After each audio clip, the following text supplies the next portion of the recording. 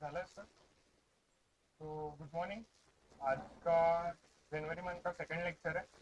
Particularly जो second week के facts है वगैरह जो भी चीज़ें हैं वो एक क्रोनोलॉजिकल वे में देखेंगे कि क्या प्रोसीड होती है चीज़ें। पिछले वाले जो मैगजीन्स वगैरह है जो मैंने प्रोवाइड किए थे वो रिवाइज करते रहो, क्योंकि पीछे का छूटते जाएगा तो फिर फ़ायदा नहीं होगा एट दी एंड, क्योंकि फिर बाकी पूरा रिवाइज करना पड़ेगा, फिर याद नहीं आएंगी चीज़ें और फिर और उलझ से जाओगे वो भूल भुलैया में। तो वही है कि फर्स्ट जो न्यूज़ है वो नेशनल और स्टेट अफेयर से स्टार्ट होती है। तो फर्स्ट न्यूज़ है कि प्राइम मिनिस्टर ने फाउंडेशन स्टोन रखा है first green hydrogen hub under national green hydrogen mission करके। ओके, हाइड्रोजन एलिमेंट शायद पता ही होगा आपको, 10th तक वगैरह हाइड्रोजन पता है ना सबको। हाइड्रोजन का ये एलिमेंट नेम है, मतलब ऐसा नाम है हाइड्रोजन का। तो मैंने पहले एक न्यूज़ दिया था कि हाइड्रोजन फ्यूल वगैरह मैंने आपको बताया था, जैसे अभी अपने गाड़ियों में कौन सा फ्यूल है, पेट्रोल है डीजल है ना, उससे गाड़ियाँ चल रही है। बाद में फिर धीरे धीरे अभी जो बैटरी की गाड़ियाँ वगैरह है उसके अंदर दूसरे दूसरे फ्यूल्स है जो चार्जिंग वगैरह से चार्ज हो रहे हैं वगैरह सब चीज़ें हो, है ना। और एक होता है हाइड्रोजन फ्यूल, वो भी वो ऐसा फ्यूल है कि वो केमिकल रिएक्शन से, मतलब वो फ्यूल ऐसा है कि सपोज करिए ये हाइड्रोजन का फ्यूल है। फ्यूल मतलब ऐसा सपोज करिए कि ये ऐसा कुछ तो बना हुआ है हाइड्रोजन का, और इस पे कुछ ना कुछ ऐसी प्रोसेसेस होती है कि जिससे एनर्जी कन्वर्शन होता है, और इसका जो वेस्ट प्रोडक्ट है, मतलब जो आखिर में इसका एक तो एनर्जी बनेगी इसमें से, और इसका जो सेकंड प्रोडक्ट होता है वो होता है वेस्ट, मतलब जो इसमें से वेस्ट निकलेगा वो सिर्फ वाटर निकलेगा, मतलब ये पोल्यूटिंग नहीं है। ओके। और जो हमारे फ्यूल्स वगैरह होते हैं जो एग्जॉस्ट, मतलब आपने क्या बोलते हैं साइलेंसर वगैरह देखा होगा, उसमें से जो एग्जॉस्ट हो रहा है वो carbon dioxide, carbon monoxide, nitrogen, sulphur, ऐसे बहुत, मतलब जो पोल्यूटिंग गैसेस है वो निकलती है।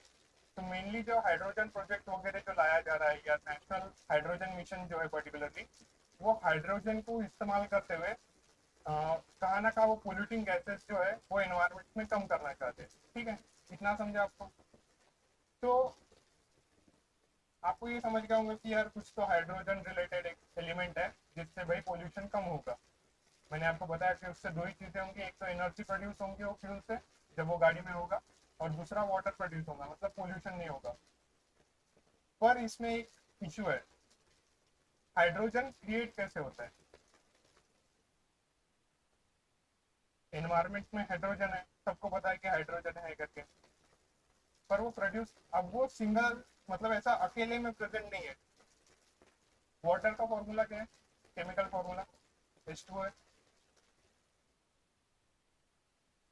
अब जो हमारे जो फ्यूल्स है पेट्रोल डीजल, वो डायरेक्ट क्रूड ऑयल वगैरह हम निकालते हैं, एक्सट्रैक्ट करते हैं, उसके अलग अलग मतलब रीजन वगैरह जहाँ से हम ऑयल लेके उसको प्यूरिफाई करेंगे और यूज करेंगे। पर हाइड्रोजन का ऐसा है कि वो ऐसा मिक्स में मिलता है, और इसको ऐसा डायरेक्ट यूज नहीं कर पाओगे आप। तो फिर इसके लिए दो एक प्रोसेस होती है इलेक्ट्रोलिसिस करके, ब्रॉडली समझो, पेपर में नहीं आने वाला, पर एक पता चलने के लिए, और वो न्यूज क्यों इंपॉर्टेंट है उस वजह से मैं एक होलिस्टिक पिक्चर देने के लिए सब चीजें बता रहा हूँ। तो एक इलेक्ट्रोलिसिस प्रोसेस होती है, कुछ नहीं होता।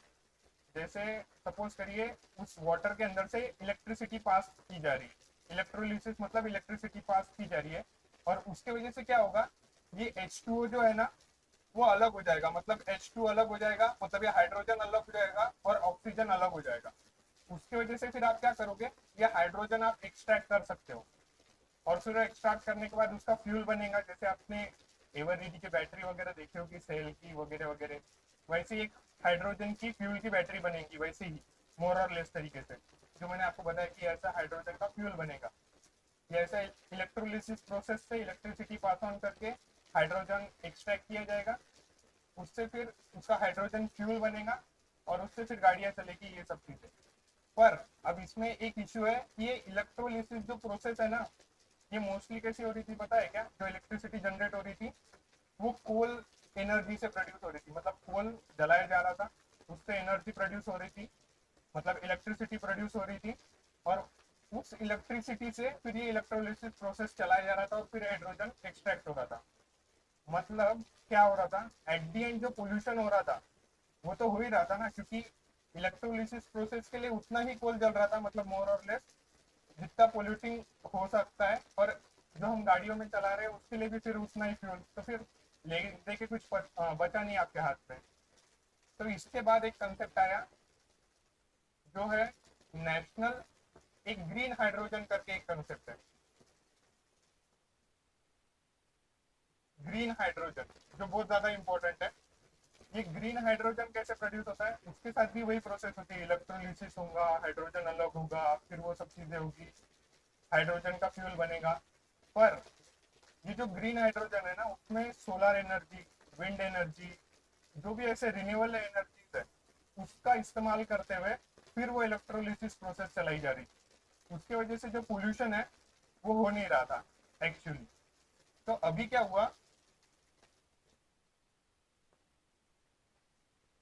हुआ, प्राइम मिनिस्टर ने एक फाउंडेशन स्टोन ले किया। फाउंडेशन स्टोन मतलब कि एक मतलब प्रोजेक्ट चलाएंगे अब वो, फर्स्ट ग्रीन हाइड्रोजन हब, मतलब एक दुकान डाली है ऐसा सपोज करो, जहाँ पे हाइड्रोजन बनेगा। और वो कैसे बनेगा, रिन्यूएबल एनर्जी जो है, जो भी रिन्यूएबल एनर्जी है, सोलर विंड वगैरह, उसका इस्तेमाल करके हाइड्रोजन बनाया जाएगा। ठीक है। तो अब हमारे लिए ये प्रोजेक्ट काफी ज्यादा इंपॉर्टेंट हो जाता है, जैसे आपने स्टोरी देखी कि भाई पोल्यूशन वगैरह सब चीजें आपको बता दी। तो अब हमें जो फैक्चुअल चीज है जो बैंकिंग एग्जाम में पूछी जा सकती है, वो ऐसा है कि इंडिया का सबसे पहला ग्रीन हाइड्रोजन हब प्रोजेक्ट जो मैं आपको बता रहा हूँ, वो आंध्र प्रदेश में मतलब चालू हुआ है। उसका हब यहाँ पे स्टैब्लिश हुआ है, विशाखापट्टनम आंध्र प्रदेश के अंदर। वो under the national green hydrogen mission है। कोई भी, हम सब पढ़ाई करते हैं, हमारा भी एक मिशन होता है कि आईबीपीएस एग्जाम निकालना है, एसबीआई क्लर्क निकालना है, जो कोई भी। वैसे ही जो नेशनल लेवल पर प्रोजेक्ट चलते हैं उनके भी एक मिशन वगैरह होते हैं। तो वैसे ही एक मिशन था नेशनल ग्रीन हाइड्रोजन मिशन। उसके अंदर ही जो ये हब है वो स्टैब्लिश हुआ। और इसको मतलब ये हब को जो चलाने वाली बॉडी है वो एनटीपीसी, ग्रीन एनर्जी लिमिटेड करके। एनटीपीसी का नाम सुना होगा सबने, सुना है ना? मुंडी हला किया करो, कम से कम कुत्ता कर दो, बहुत हो जाएगा। तो ग्रीन हाइट मतलब ये पर्सन है, वो उस दुकान में काम करने वाला है, हाइड्रोजन बनाने वाला है, वो सब चीजें है। तो अब ये आंध्र प्रदेश में हो रहा है, और इसके लिए फंड कितना, इन्वेस्टमेंट कितना हुआ है, 185,000 का। ठीक है। और मेनली इस न्यूज में जो इम्पोर्टेंट है वो दो चीजें हैं। एक तो आंध्र प्रदेश में ये ओपन हुआ है, ये जो हब है, और उसके लिए इन्वेस्टमेंट कितना लगा है, 185,000 करके। ये मेन चीज है जो एग्जाम में पूछी जाएगी। और ये जो मैंने एक चीज एड ऑन की है वो ऐसा है कि जो भी हमारे नेशनल लेवल पे प्रोजेक्ट चल रहे हैं ना, जो भी कि भाई विंड पावर इस्टेब्लिश हुई है जहाँ पे मतलब थर्मल, जो भी सोलर एनर्जी रिलेटेड प्रोजेक्ट चल रहे हैं या फिर विंड एनर्जी, जो भी रिन्यूएबल एनर्जी रिलेटेड प्रोजेक्ट चल रहे हैं, उनका एक मकसद है कि भाई उनको 500 गीगावाट 2030 तक एनर्जी मतलब बनानी है। जैसे आप एक आधे को प्रॉमिस दे देते ना, वैसे ही एक जगह पे यूनाइटेड नेशन के फोरम पे मोदी जी ऐसा प्रॉमिस देके आए हैं कि हम 2030 तक 500 गीगावाट एनर्जी या सोलर मतलब रिन्यूएबल एनर्जी से ही प्रोड्यूस करेंगे, जिससे पोल्यूशन कम होगा। मोर और लेस ये जो भी प्रोडक्ट मतलब प्रोसेसेस चल रही है इंटरनेशनल लेवल पे, वो इसलिए चल रही है क्योंकि क्लाइमेट चेंज हो रहा है। मतलब आपने देखा ही होगा कि कभी भी पानी आ जा रहा, ठंडी में गर्मी लग रही है अपने को, क्लाइमेट चेंज से हो रहा। तो वही है, वो कहाँ ना कहाँ ये जो भी पोल्यूटिंग गैसेस है उसको कम करना चाहते हैं, उसके लिए ये सब प्रोजेक्ट चल रहे हैं। तो वही है, उसका एक लक्ष्य है कि 2030 तक 500 गीगावाट करना है, उसके लिए फिर ये तामझाम जो है वो सब चलाया जा रहा है। अब मैंने आपको बताया है कि ग्रीन हाइड्रोजन क्या है पहले लेवल पे। ग्रीन हाइड्रोजन एक क्लीन सस्टेनेबल फ्यूल है जो splitting of water molecules, water के जो मॉलिक्यूल्स है H2O, उसको स्प्लिट करके बनाया जाएगा वो रिन्यूएबल एनर्जी का।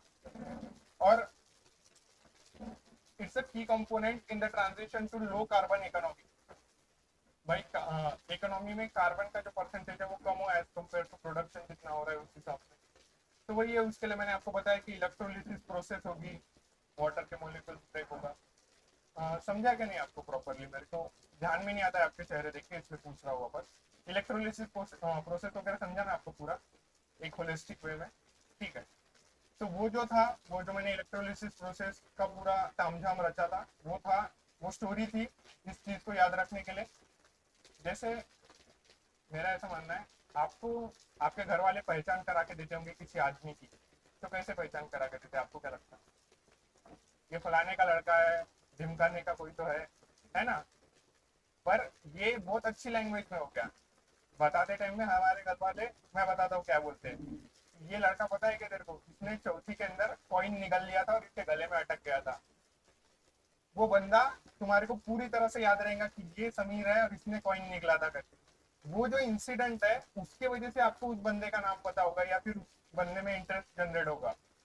तो ये जो भी मैंने इलेक्ट्रोलिसिस प्रोसेस वगैरह जो भी तामझाम रचा था, वो इसलिए था, जैसे वो कॉइन अटका था वैसे ये इलेक्ट्रोलिसिस प्रोसेस आपको समझ जाएगी, तो आपको पता रहेगा कि अच्छा, क्योंकि आंध्र प्रदेश आपका ना रिलेटेड है कुछ ना मेरा कुछ रिलेटेड है, पर ये इलेक्ट्रोलिसिस प्रोसेस के तामझाम से शायद वो फैक्ट जो है वो आपको याद रहेगा। ठीक है, समझा मोर और लेस सबको? ठीक है, नेक्स्ट इस पे जाते हैं। एक सेकंड दीजिए।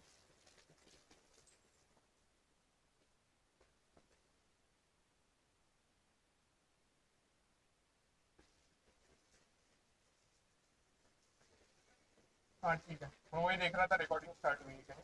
ठीक है, तो सेकंड न्यूज़ देखते हैं। पहली न्यूज़ सबको समझी, ठीक है। अब सेकंड न्यूज़ ऐसी है कि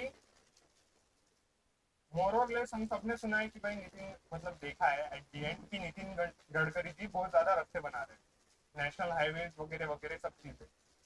और फिर ये एक मतलब चीज़ लाई गई है, मतलब अभी एक डाटा निकाला गया है कि पिछले कितने सालों में कितना डेवलपमेंट हुआ, मतलब कितने रास्ते बने, कितना पहले डाटा था, उस हिसाब से। ठीक है, थोड़ा फैक्चुअल है, पर मैं आपको उसके ट्रिक्स बताऊंगा कैसे याद रखना। पर B with me in the class, पूरे स्टोरी होने दो। बीच में मतलब तुम क्या बोल सकते हैं, ऑफलाइन यहाँ पे हो, पर तुम्हारा दिमाग कहाँ चले जाता है मुझे पता है, किधर भी भाग जाएगा वो, तो यहाँ पे रखो। तो एक हेडलाइन है मोर और लेस कि भाई नेशनल हाईवे ग्रोन हुए 60% से, और पहले जो 91,000 थे मोर और लेस, वो अभी 146 195 किलोमीटर अभी हो चुके हैं, मतलब 60% का डेवलपमेंट हुआ है उस चीज में। पहले तो मोस्टली जो भी चीजें अभी ये डाटा वगैरह जो लाया जाएगा, वो ये वाली जो गवर्नमेंट पर्टिकुलरली काम कर रही है उनका लाया जाएगा। तो वही है, 2014 से देख रहे हैं, वो 10 साल का एक डाटा निकाला गया जब से मोदी जी आए, भाई उन्होंने कितना डेवलपमेंट किया उस हिसाब से। ठीक है, तो उनका ऐसा मानना है कि फिर ये डेवलपमेंट तो हुई है, पर आपको पता है कि डेवलपमेंट कितनी हुई है वो देखते हैं। तो अभी मैंने बताया स्टार्टिंग में हेडलाइन में भी दिया था कि 60% से ग्रो हुई है वगैरह वगैरह। ये एक फैक्ट है जो याद रखना है, मैं बताता हूँ कैसे रखना है। और एडिशनली एक नेशनल हाई स्पीड कॉरिडोर रहते हैं।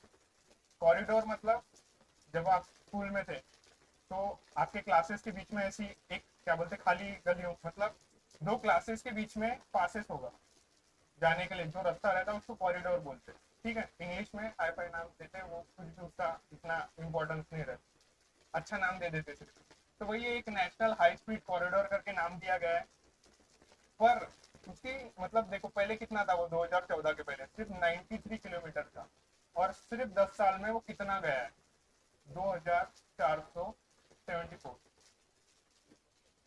मेरा मेरा बीच में मराठी चलते चलते इंग्लिश चालू हो जाता है, थोड़ा बियर कर लेना। तो वो 2000 समथिंग है, 474 किलोमीटर अभी हो चुका है। ठीक है, और ये किसके एक भारतमाला परियोजना करके लाया गया था, उसके अंदर इतने किलोमीटर मतलब बोले गए थे कि इतना बना सकते हो भाई तुम, 26,000 कितना रवि। पर उसका जो किलोमीटर है एट प्रेजेंट वो कितना पहुंचा है 2024 के अंदर, वो 18,926 किलोमीटर पहुंच चुका है। ठीक है, एट प्रेजेंट ये हालत है इसकी। और पहले आपको एक फैक्ट बता देता हूँ। अब ये वाला तो आपको याद रखना ही रखना पड़ेगा। ठीक है, ये वाला 146 195 किलोमीटर आपको याद रखना ही पड़ेगा। तो मैंने इसको ऐसे याद रखा था, आपने सर के क्लास किए होंगे जिसके अंदर सर ने बताया होगा कि स्क्वायर वगैरह कैसे निकालते हैं वगैरह सब चीजें, है ना। तो उसने क्या किया था, सर ने एक नंबर होता है उसके आसपास के स्क्वायर रूट देखते हैं सर, है ना। तो ये नंबर के साथ भी मैंने ऐसे कुछ किया है, देखो आपके साथ कितना रिलेटेबल होता है ये ट्रिक। तो मैंने ऐसा किया था कि ये 146 जो है वो 12 के स्क्वायर है। ये इसको दो नंबर कंसिडर करो पहले तो, 146 195 ऐसा कंसिडर करो। और ये 146 जो है वो 12 स्क्वायर के बाद में है, और ये 196 मतलब ये 14 स्क्वायर के पहले है। ठीक है, तो ऐसा याद मत रखो कि 146 195 वो आंकड़े आपके दिमाग में घूम जाएंगे एक पॉइंट के बाद, क्योंकि आपके पास 10-20 आंकड़े मतलब बहुत ज्यादा आंकड़े होंगे जब आप पेपर के टाइम पे जाओगे। तो ऐसा कुछ ना कुछ अपने लेवल पे जो अपने को ठीक लग रहा है उस हिसाब से याद रखो। और इसलिए मैं बोलता हूँ कि क्लास में नोट्स रखा करो कि यहाँ पे आप लिख पाओगे, नहीं तो नहीं लिख पाओगे और ये याद में भी नहीं रहने वाला, वो आपके ऊपर है, देख लेना। तो ये है 12 स्क्वायर और ये 14 स्क्वायर, इस हिसाब से मेरे हिसाब से आपको ये डाटा याद रहेगा। ठीक है, अब नेक्स्ट न्यूज मतलब ये वाला हो गया। अभी इसमें एक की थिंग आपको देखो क्या दिया है कि इंडिया का जो रोड नेटवर्क है वो सेकेंड लार्जेस्ट है बोलते हैं ग्लोबली। जो भी हमारे रोड वगैरह आप देख रहे हो वो सेकेंड लार्जेस्ट है बोलते हैं ग्लोबली। और फर्स्ट नंबर पे कौन है? यूनाइटेड स्टेट्स है। अब ये वाला फैक्ट कैसे याद रहेगा? तो एक छोटा सा डाटा बताता हूँ।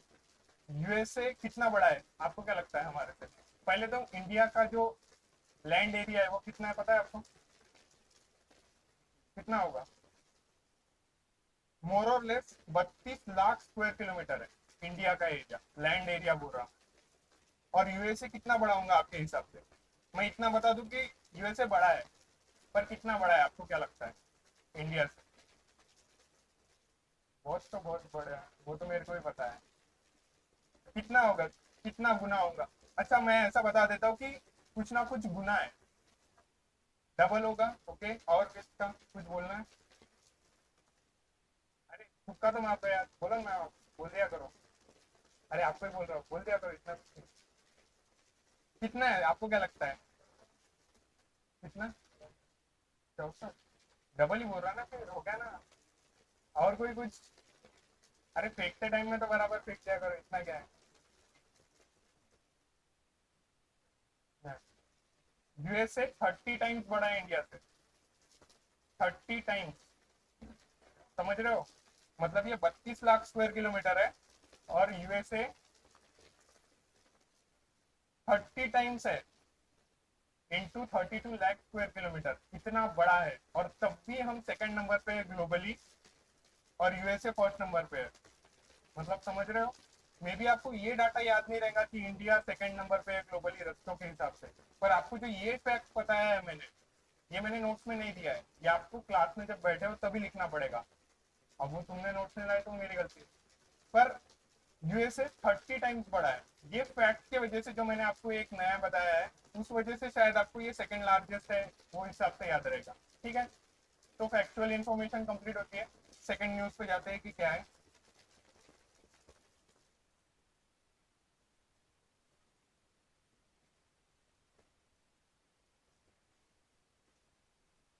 हाँ, तो अभी बैंकिंग और फाइनेंस वाली न्यूज देखेंगे जो हमारे बैंकिंग के लिए काफी ज्यादा इंपॉर्टेंट है। ठीक है, तो पहला न्यूज क्या है कि आरबीआई इमर्ज हुआ है बोलते हैं सेकंड लार्जेस्ट सेंट्रल बैंक। हमारे पास भी सेंट्रल बैंक है ऐसा नहीं है, हर देश के अंदर उसका उसका सेंट्रल बैंक होता है जो वहाँ की इकोनॉमी फाइनेंस रिलेटेड बातों पे ध्यान देता है।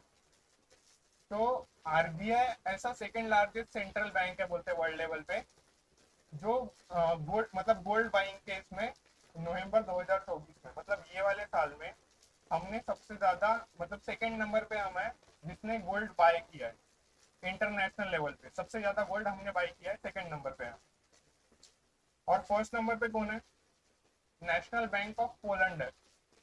पहले तो डाटा निकालेगा कोई ना कोई एक फोरम होगा, है ना, फोरम या कोई ना कोई पर्सन होगा जो इस चीज को देखेगा। तो उस पर्सन का नाम याद रखो कि एक वर्ल्ड गोल्ड काउंसिल है जिसने ये डाटा निकाला है कि किसने कितना गोल्ड खरीदा। तो वही है, तो फिर ये इंडिया ने कितना गोल्ड खरीदा है? 73 टन करके गोल्ड खरीदा है इस साल में हमने। और फर्स्ट नंबर पे नेशनल बैंक ऑफ पोलैंड है। अब उसने कितना खरीदा है वो हमारे लिए अहमियत नहीं रखता। और इसलिए हमारा जो टोटल गोल्ड होल्डिंग है वो कितना हो गया है अभी? 876 टन। समझे आपको? और यूएसए का कितना है? 8,133 टन है गोल्ड रिजर्व, जो यूएसए का है। उसके बाद में फिर जर्मनी वगैरह वगैरह बाकी लोगों के नाम आते हैं, ठीक है। अब ये वाला फैक्ट कैसे याद रखोगे? आपको लग रहा होगा ना ऐसा कि यार थोड़ा ऐसा ये आ जाता है दिमाग में कि यार शायद हम गरीब है, इंडिया के पास इतना कम ही गोल्ड है और यूएसए के पास इतना ज्यादा गोल्ड है। एक छोटा डाटा बताता हूँ आपको कि इंडिया के पास में मतलब प्राइवेट लेवल पे जो हम लोग हैं उनके पास कितना गोल्ड होगा, क्या लगता है कितना गोल्ड होगा? तुक्का मार दिया करो सिर्फ उतना। एक मेहरबानी करो मेरे पे, तुक्का मारो। 1,000? ठीक है, ओके। और किसको फेंकना है फेंको। अरे फेंको ना यार, सच में फेंको, मैं बोल रहा हूँ क्लास में फेंकने के लिए, तो फेंको। कितना लगता है? यूएसए से तो ज्यादा है, वो बोला ही है कि एक अमाउंट तो दो, कितना है?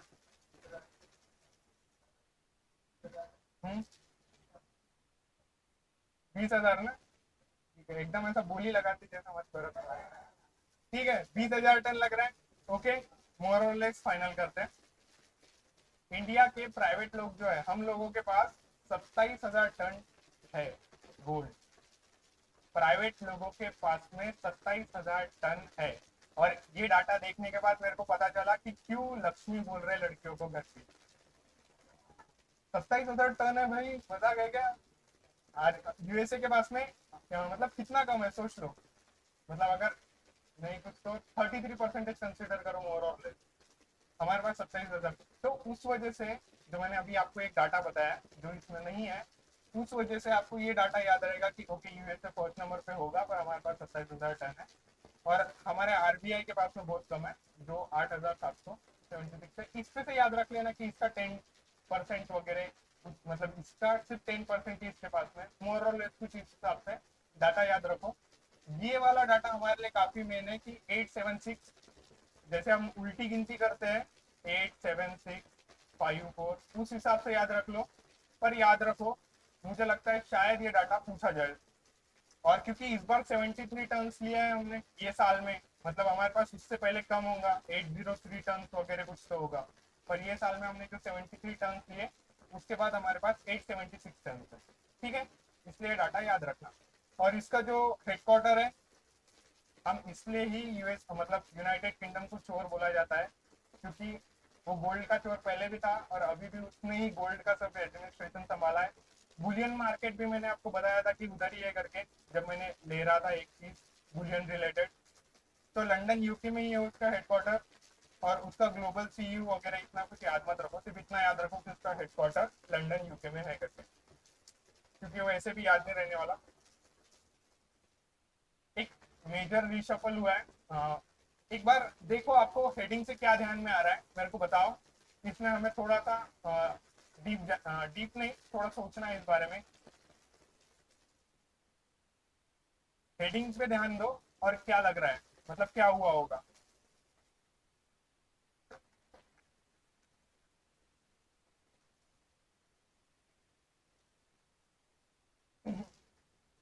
अभी रिसेंटली क्या होने वाला है, सबसे पहले बजट वगैरह आने वाला है फेब्रुआरी महीने में। जिसको नहीं पता होगा, फेब्रुआरी महीने में बजट वगैरह नाम का कोई तो एक आदमी आते रहेगा, ठीक है। मोर और लेस है याद। तो बजट आने वाला है, तो अभी क्या हुआ है, इनका नाम क्या है, मतलब अरुणीश चावला करके इनका नाम है। हमें थोड़ा सा इसमें याद रखने के लिए थोड़ी चीजें याद रखना है, क्योंकि ये थोड़ा इंपॉर्टेंट डाटा है मेरे हिसाब से।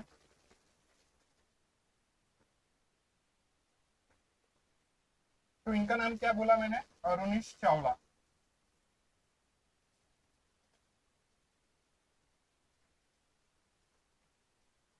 और इनका नाम क्या है? तुहिन कांता। ये यहाँ पे दिया भी है, तुहिन कांत पांडे, ओके। और पहले ये क्या थे कि ये एक रेवेन्यू सेक्रेटरी थे।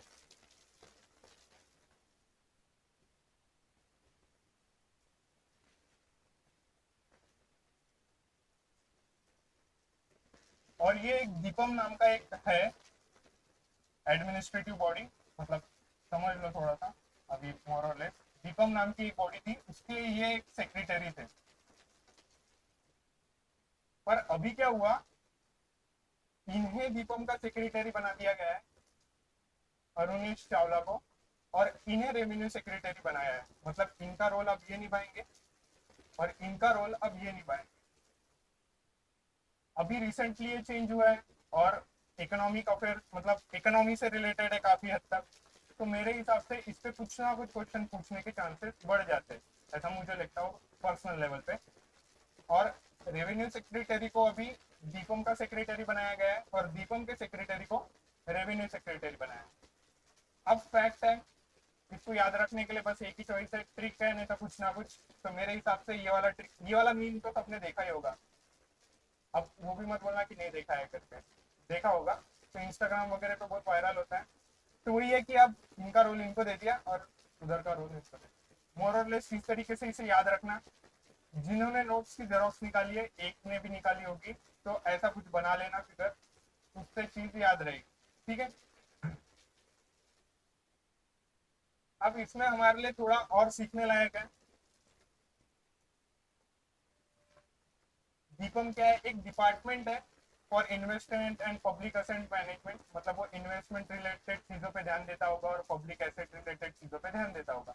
अभी उसमें डेप्थ में जाने की जरूरत नहीं, क्योंकि मुझे अभी हद तक ऐसा लगा नहीं कि उसमें कुछ और ज्यादा इंपॉर्टेंट हो सकता है इस न्यूज रिलेटेड। आगे कुछ होगा तो मैं पढ़ा दूंगा।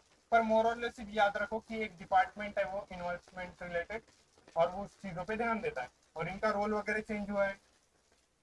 अभी सिर्फ एक ब्रॉडली ऐसा रट्टा मत मार लो, पर एक नाम याद रखो, अजय सेठ का। ठीक है। और एक स्टोरी है उसके पीछे, हम आगे का न्यूज है उनके रिलेटेड तब मैं बताऊंगा।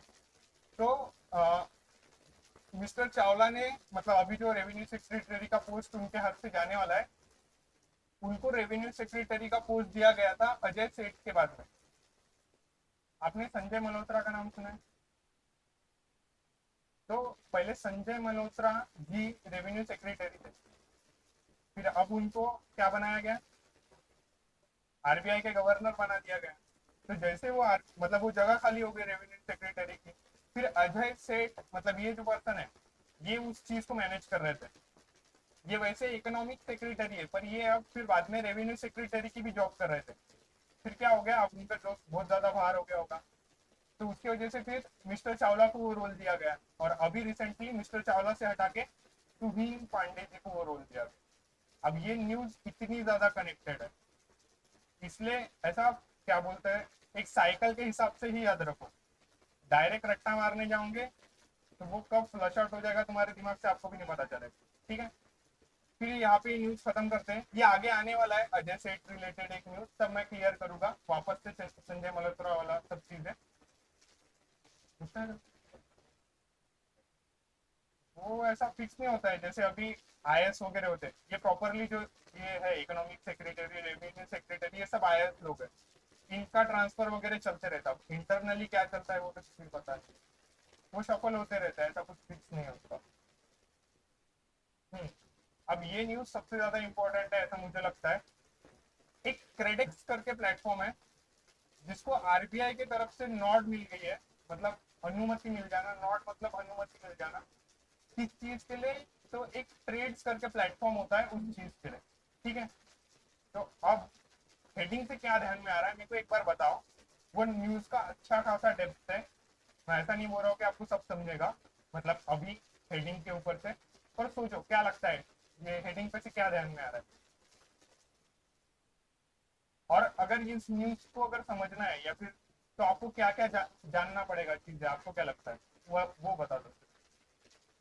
अगर ये न्यूज को जानना है तो कुछ ना कुछ चीजें तो पता लगेगी। क्या पता लगनी चाहिए आपको कि क्या पर्टिकुलर क्वेश्चन शायद से आपको नहीं है, पर ये बता दो कि क्या क्या समझना पड़ेगा ये न्यूज को समझने के लिए। ट्रेड्स प्लेटफॉर्म क्या है? ओके। और ट्रेड्स का फुल फॉर्म वगैरह बराबर है, पॉइंट है। और ठीक है, ओके, ठीक है। मैंने उम्मीद से ज्यादा आपने कुछ बता दिया चीजें, ठीक रहेगा। तो एक क्रेड्स करके प्लेटफॉर्म, मतलब एक क्रेड्स करके एक मेंबर है, एक कंपनी है सपोज करिए। ठीक है। सप्लाई चेन, मतलब सप्लाई चेन जो रहती है ना, सप्लाई चेन, उसके अंदर वो पार्टिसिपेट करती है। अब ये न्यूज बहुत सारी वेरिएबल्स है, जैसे आप मैथमेटिकल फॉर्मूले वगैरह सॉल्व करते हो, मतलब मैथमेटिकल क्वेश्चन सॉल्व करते हो।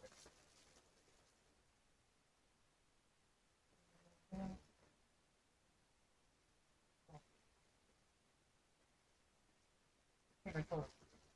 अब मैथ्स में क्या सिंपल रूल है कि भाई दो वेरिएबल नहीं आने को ना, नहीं तो फिर प्रॉब्लम कॉम्प्लिकेट होगा, वो सॉल्व करना पड़ेगा। मतलब कैसे बताओ यार, ये इसको ऐसे नहीं बता। मतलब ऐसा समझो कि एक्स करके अगर आ गया आपके पास, और एक पूरा ऐसा बना हुआ है कुछ इक्वेशन 4 3 7 वगैरह, एक ही वेरिएबल है ना, एक्स ही है, तो फिर वो आगे पीछे करके एक्स की वैल्यू निकाल लोगे। पर अगर एक्स प्लस वाई आ गया तो फिर कॉम्प्लिकेट बन जाएगा, इक्वेशन सॉल्व करना पड़ेगा। दो वेरिएबल आ जाएंगे ना, एक्स प्लस वाई, तो फिर डायरेक्टली आंसर नहीं निकाल पाओगे। वैसे ही इस न्यूज के अंदर दो चार चीजें जो पहले समझना पड़ेगी, तभी आपको ये न्यूज समझेगा कि ये क्या है। उसके पहले एक ब्रॉडली समझेगा और उसका कुछ फायदा नहीं होगा। ठीक है, तो फिर ध्यान दो अच्छे से। पहले मैं बताता हूँ कि ये ट्रेड प्लेटफॉर्म्स क्या है। ओके, इसका फुल फॉर्म क्या है कि मतलब यहाँ पे दिया है क्या फुल फॉर्म मैंने, 1 सेकेंड।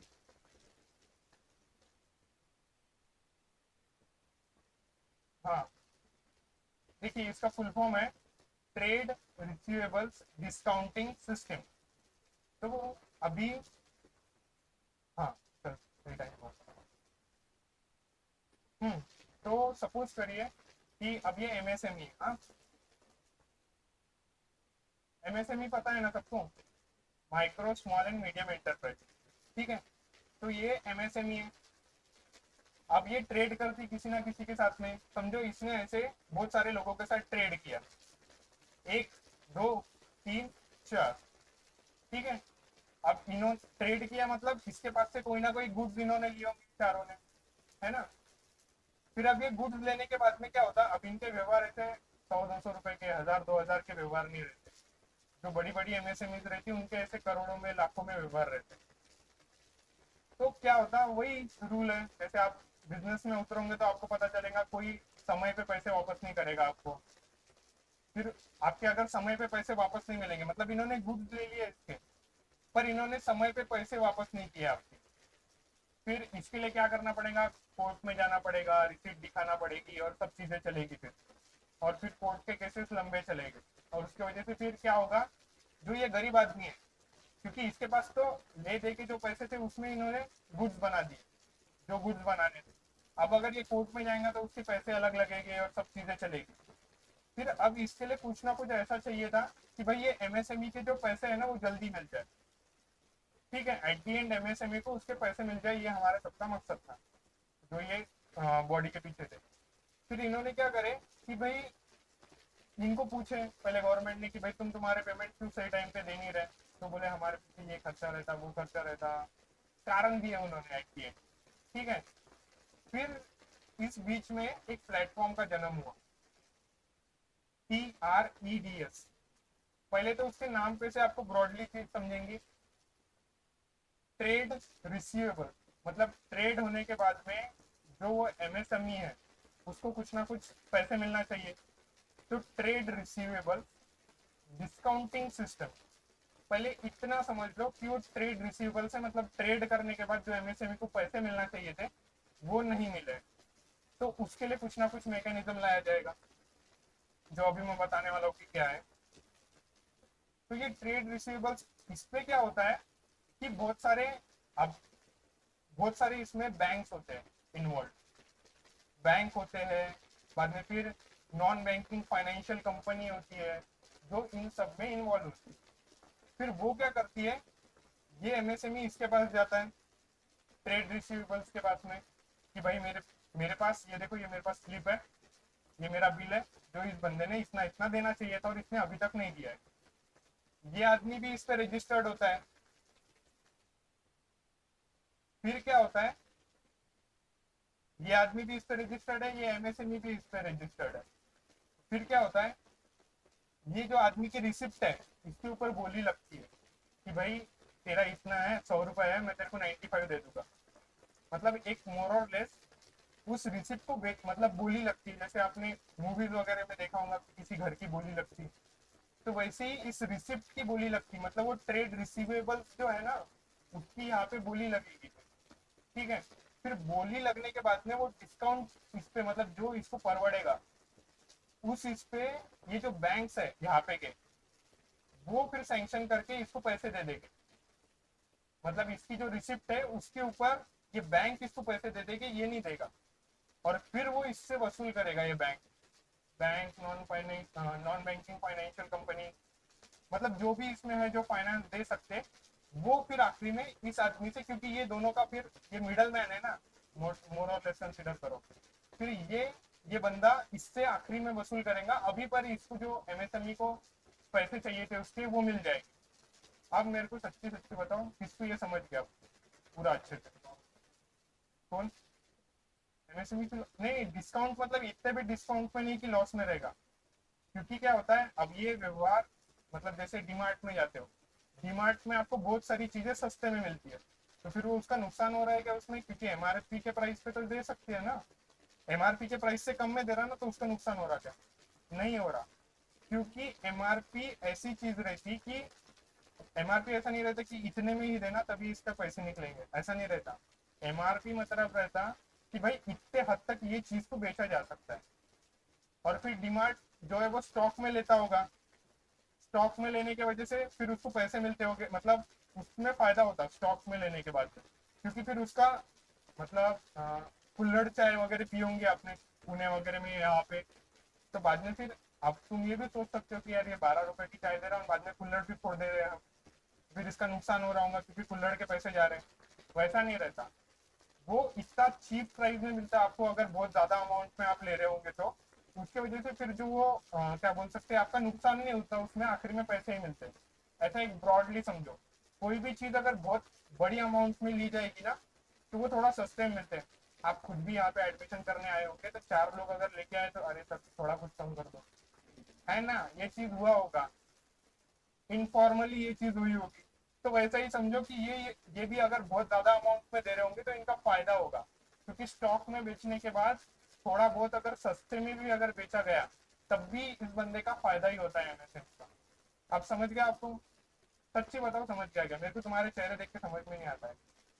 ठीक है, तो अब ये बहुत ज्यादा इंपॉर्टेंट था पहले तो, अब मेरे हिसाब से सबको समझ गया। वो अरे वो बैंक है, मतलब जब ये व्यवहार होते हैं ना, अब ये अपने जैसा नहीं है कि भाई ये लीगल टर्म्स में सब कुछ साइन होगा। ये ऐसा नहीं है कि भाई मैं तेरा दोस्त हूँ और ये तीसरा एक पर्सन दोस्त है, उसके साथ तेरा व्यवहार है और फिर मैं कैसे लूंगा भाई उससे पैसे क्योंकि मैंने अभी तेरे को दे दिए। वैसा नहीं है, लीगल टर्म्स में सब कुछ साइन होता है और तब उस बंदे को देना ही देना पड़ता है।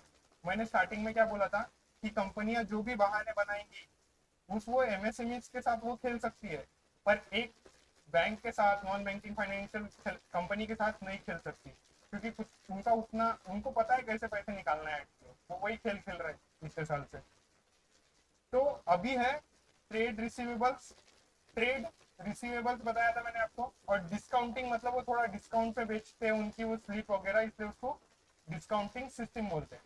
तो अभी देखो क्या है, क्या हो गया, ये पर्टिकुलरली जो ट्रेड रिसीवेबल्स, ये जो प्लेटफॉर्म, ये एक प्लेटफॉर्म है जहाँ पे वो एमएसएमई भी कनेक्टेड रहती है और जो भी कंपनी वाले लोग हैं वो भी वहां पे दोनों कनेक्टेड रहते हैं, एक प्लेटफॉर्म है ये। ओके,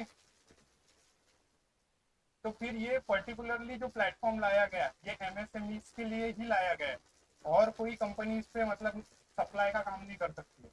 मैं आपको आगे बताऊंगा, मे बी ये चीज नहीं समझी होगी।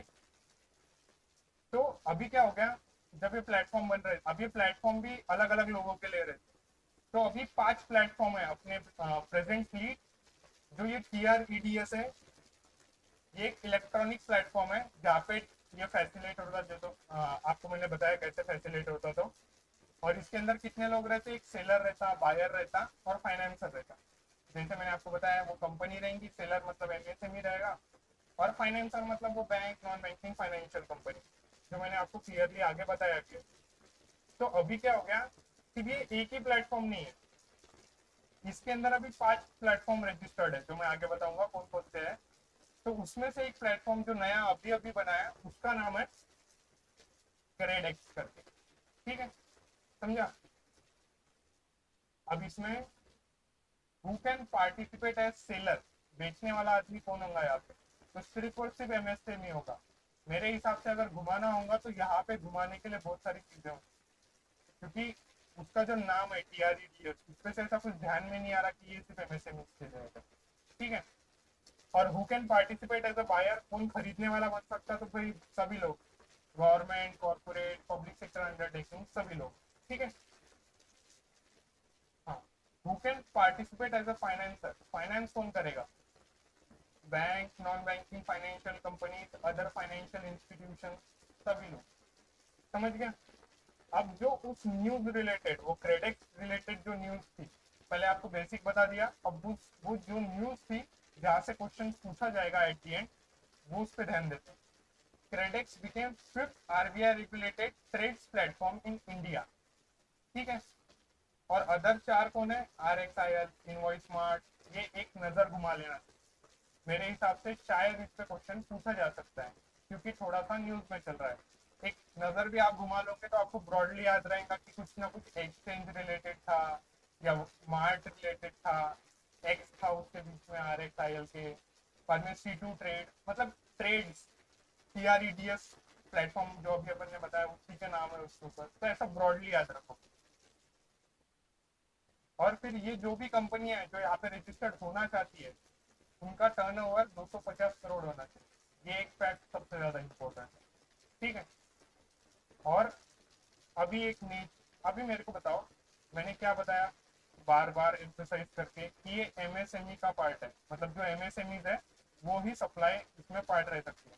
पर अभी अगर मैंने आपको एक फैक्ट नहीं बताया और ये क्वेश्चन पूछा, तो मेरे हिसाब से बहुत लोग, तू आंसर मत देना, कल हमारी बात हुई इस पर, तू मत देना। अगर ये प्लेटफॉर्म है, ठीक है, मैंने आपको बताया था, पर एक की थिंग अगर मैंने आपको क्वेश्चन पूछा कि ये जो TREDS प्लेटफॉर्म है, अब इसे कौन रेगुलेट करता है, MSME, मतलब मिनिस्ट्री ऑफ MSME इसको रेगुलेट करेगी, मिनिस्ट्री मिनिस्ट्री ऑफ MSME इसको रेगुलेट करेगी, RBI इसको रेगुलेट करेगा, या फिर समवन अदर,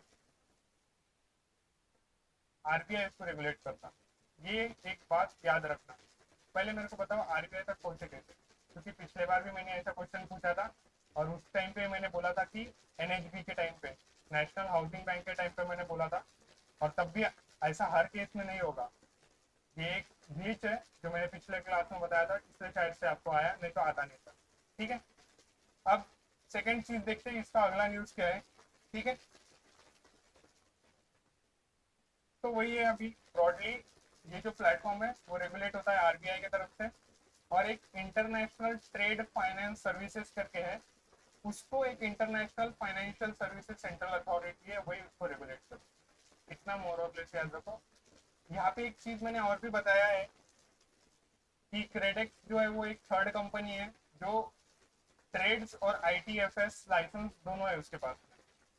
ब्रॉडली याद रखो, इतना कुछ इंपॉर्टेंट नहीं है। एट दी एंड अगर वो इतनी बड़ी बॉडी है जिसको TREDS में प्लेटफॉर्म दे, मतलब उसका एक खुद का प्लेटफॉर्म है, तो ये छोटी बात है कि उसको एक ITFC का भी पार्ट होगा ही, मतलब वो उसको वहाँ का भी लाइसेंस मिला ही होगा, ठीक है।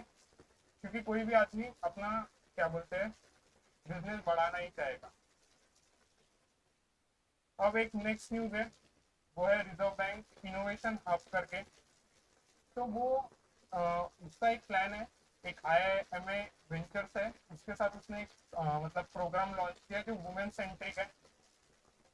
फाइनेंशियल टेक जो स्टार्टअप्स रहते हैं वुमेन्स वगैरह के, जो फाइनेंशियल और टेक्नोलॉजी रिलेटेड मिक्स करके कुछ ना कुछ बनाना चाहती है लड़कियां, वुमेन्स वगैरह, तो उनको ये फंड वगैरह करता होगा या फिर टेक्नोलॉजी मदद करता होगा उस हिसाब से।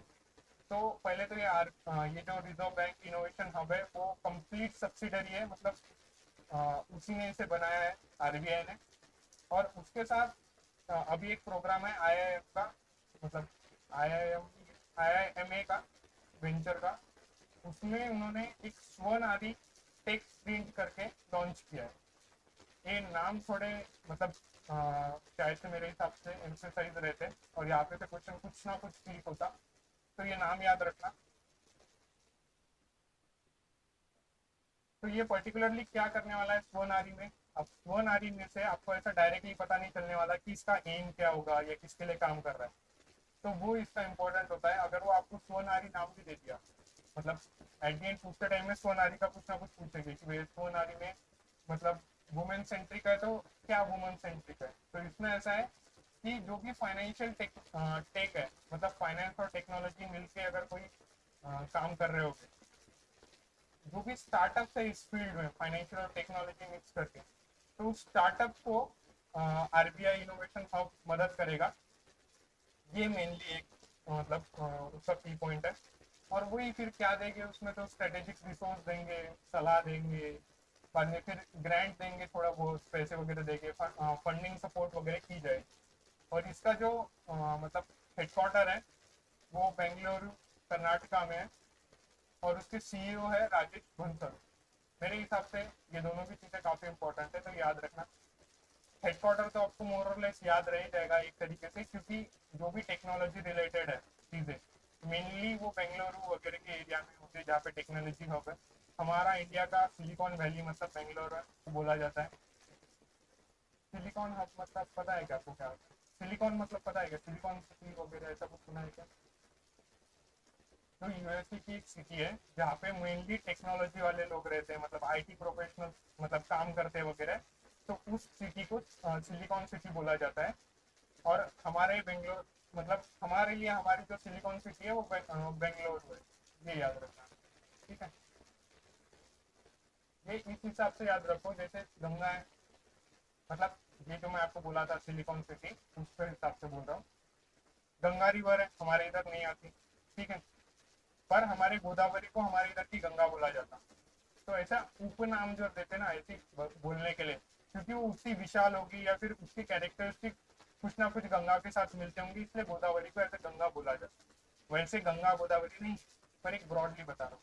वैसे इस चीज़ को एम्फोसाइज करने की कोई जरूरत नहीं थी, पेपर में नहीं पूछेंगे, पर कॉमन सेंस का पार्ट है, पता होना है। तो अभी ये नाम देखो, मतलब ये हेडलाइन देखो, और क्या ध्यान में आ रहा है बताओ।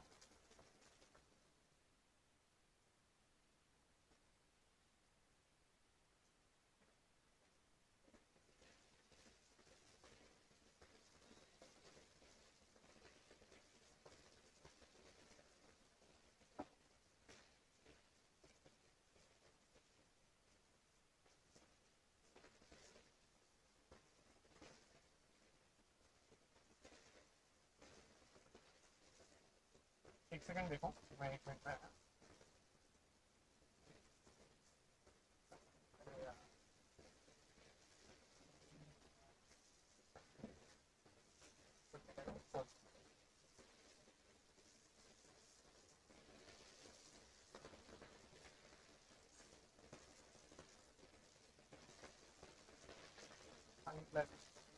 चलो। अरे कैसा, मैं लेक्चर में हूँ, बाद में लगा था। हाँ, ठीक है लगा।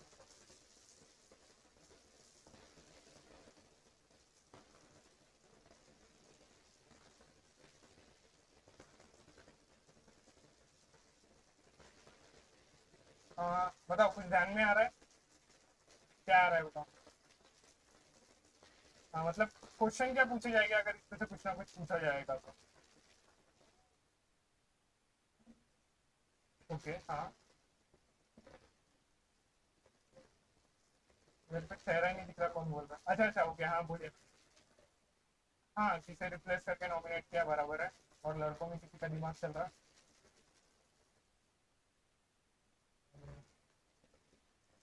ठीक है, चलो फिर देखते हैं कि क्या है।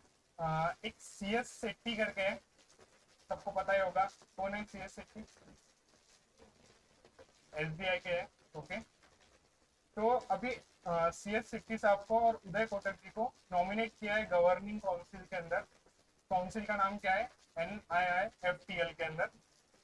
तो हमें देखना है कि ये गवर्निंग काउंसिल क्या होती है, पर्टिकुलरली वो क्या काम करती है। और फिर हम देखेंगे कि इनको अभी नॉमिनेट किया तो किसे रिप्लेस किया गया है इनकी जगह पे, इनके पहले भी कोई ना कोई होगा। तो उस वे से याद रखना कि अभी क्या हो गया है, इन दोनों को नॉमिनेट किया गवर्निंग काउंसिल में।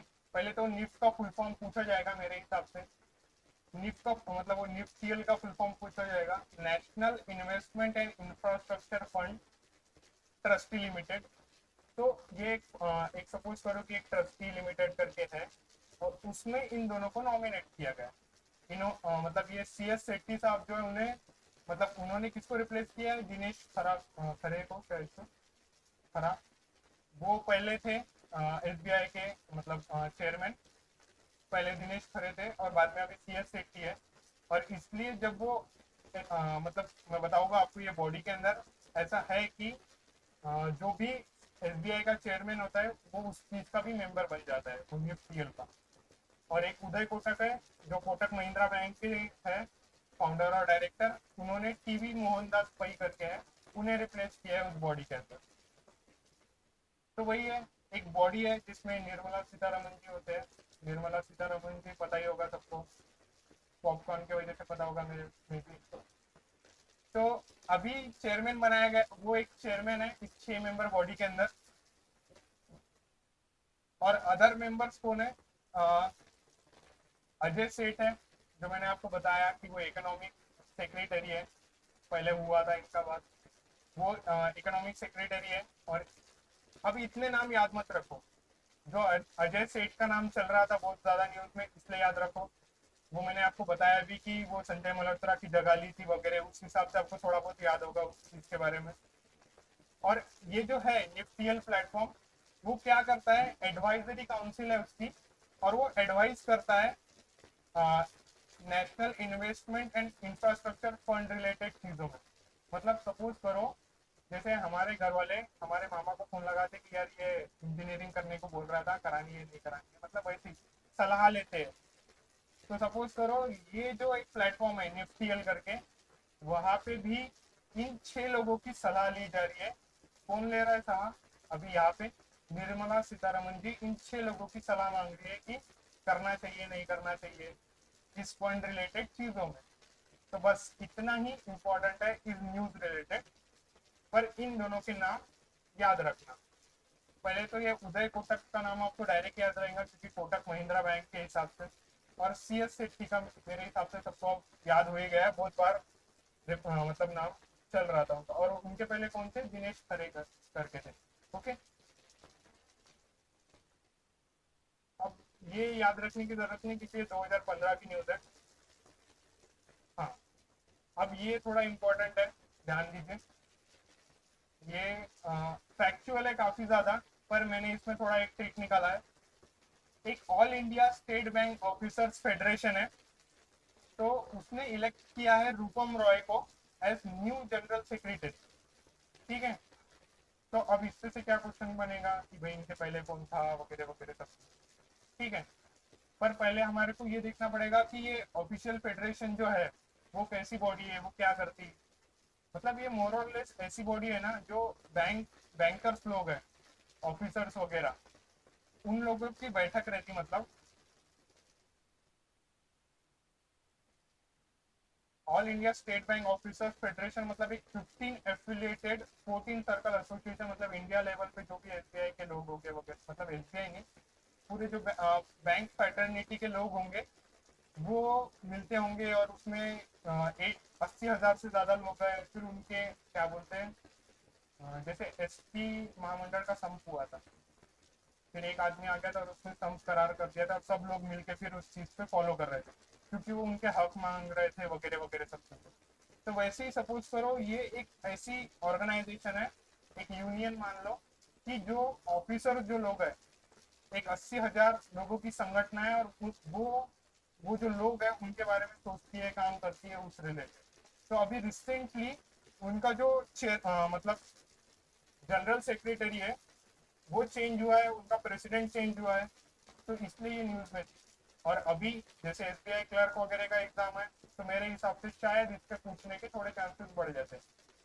अभी याद कैसे रखोगे, इनका नाम क्या है, विनय समथिंग इनका नाम है। जिनके पास नोट्स है वो थोड़ा सा यहाँ पे कर सकते हैं।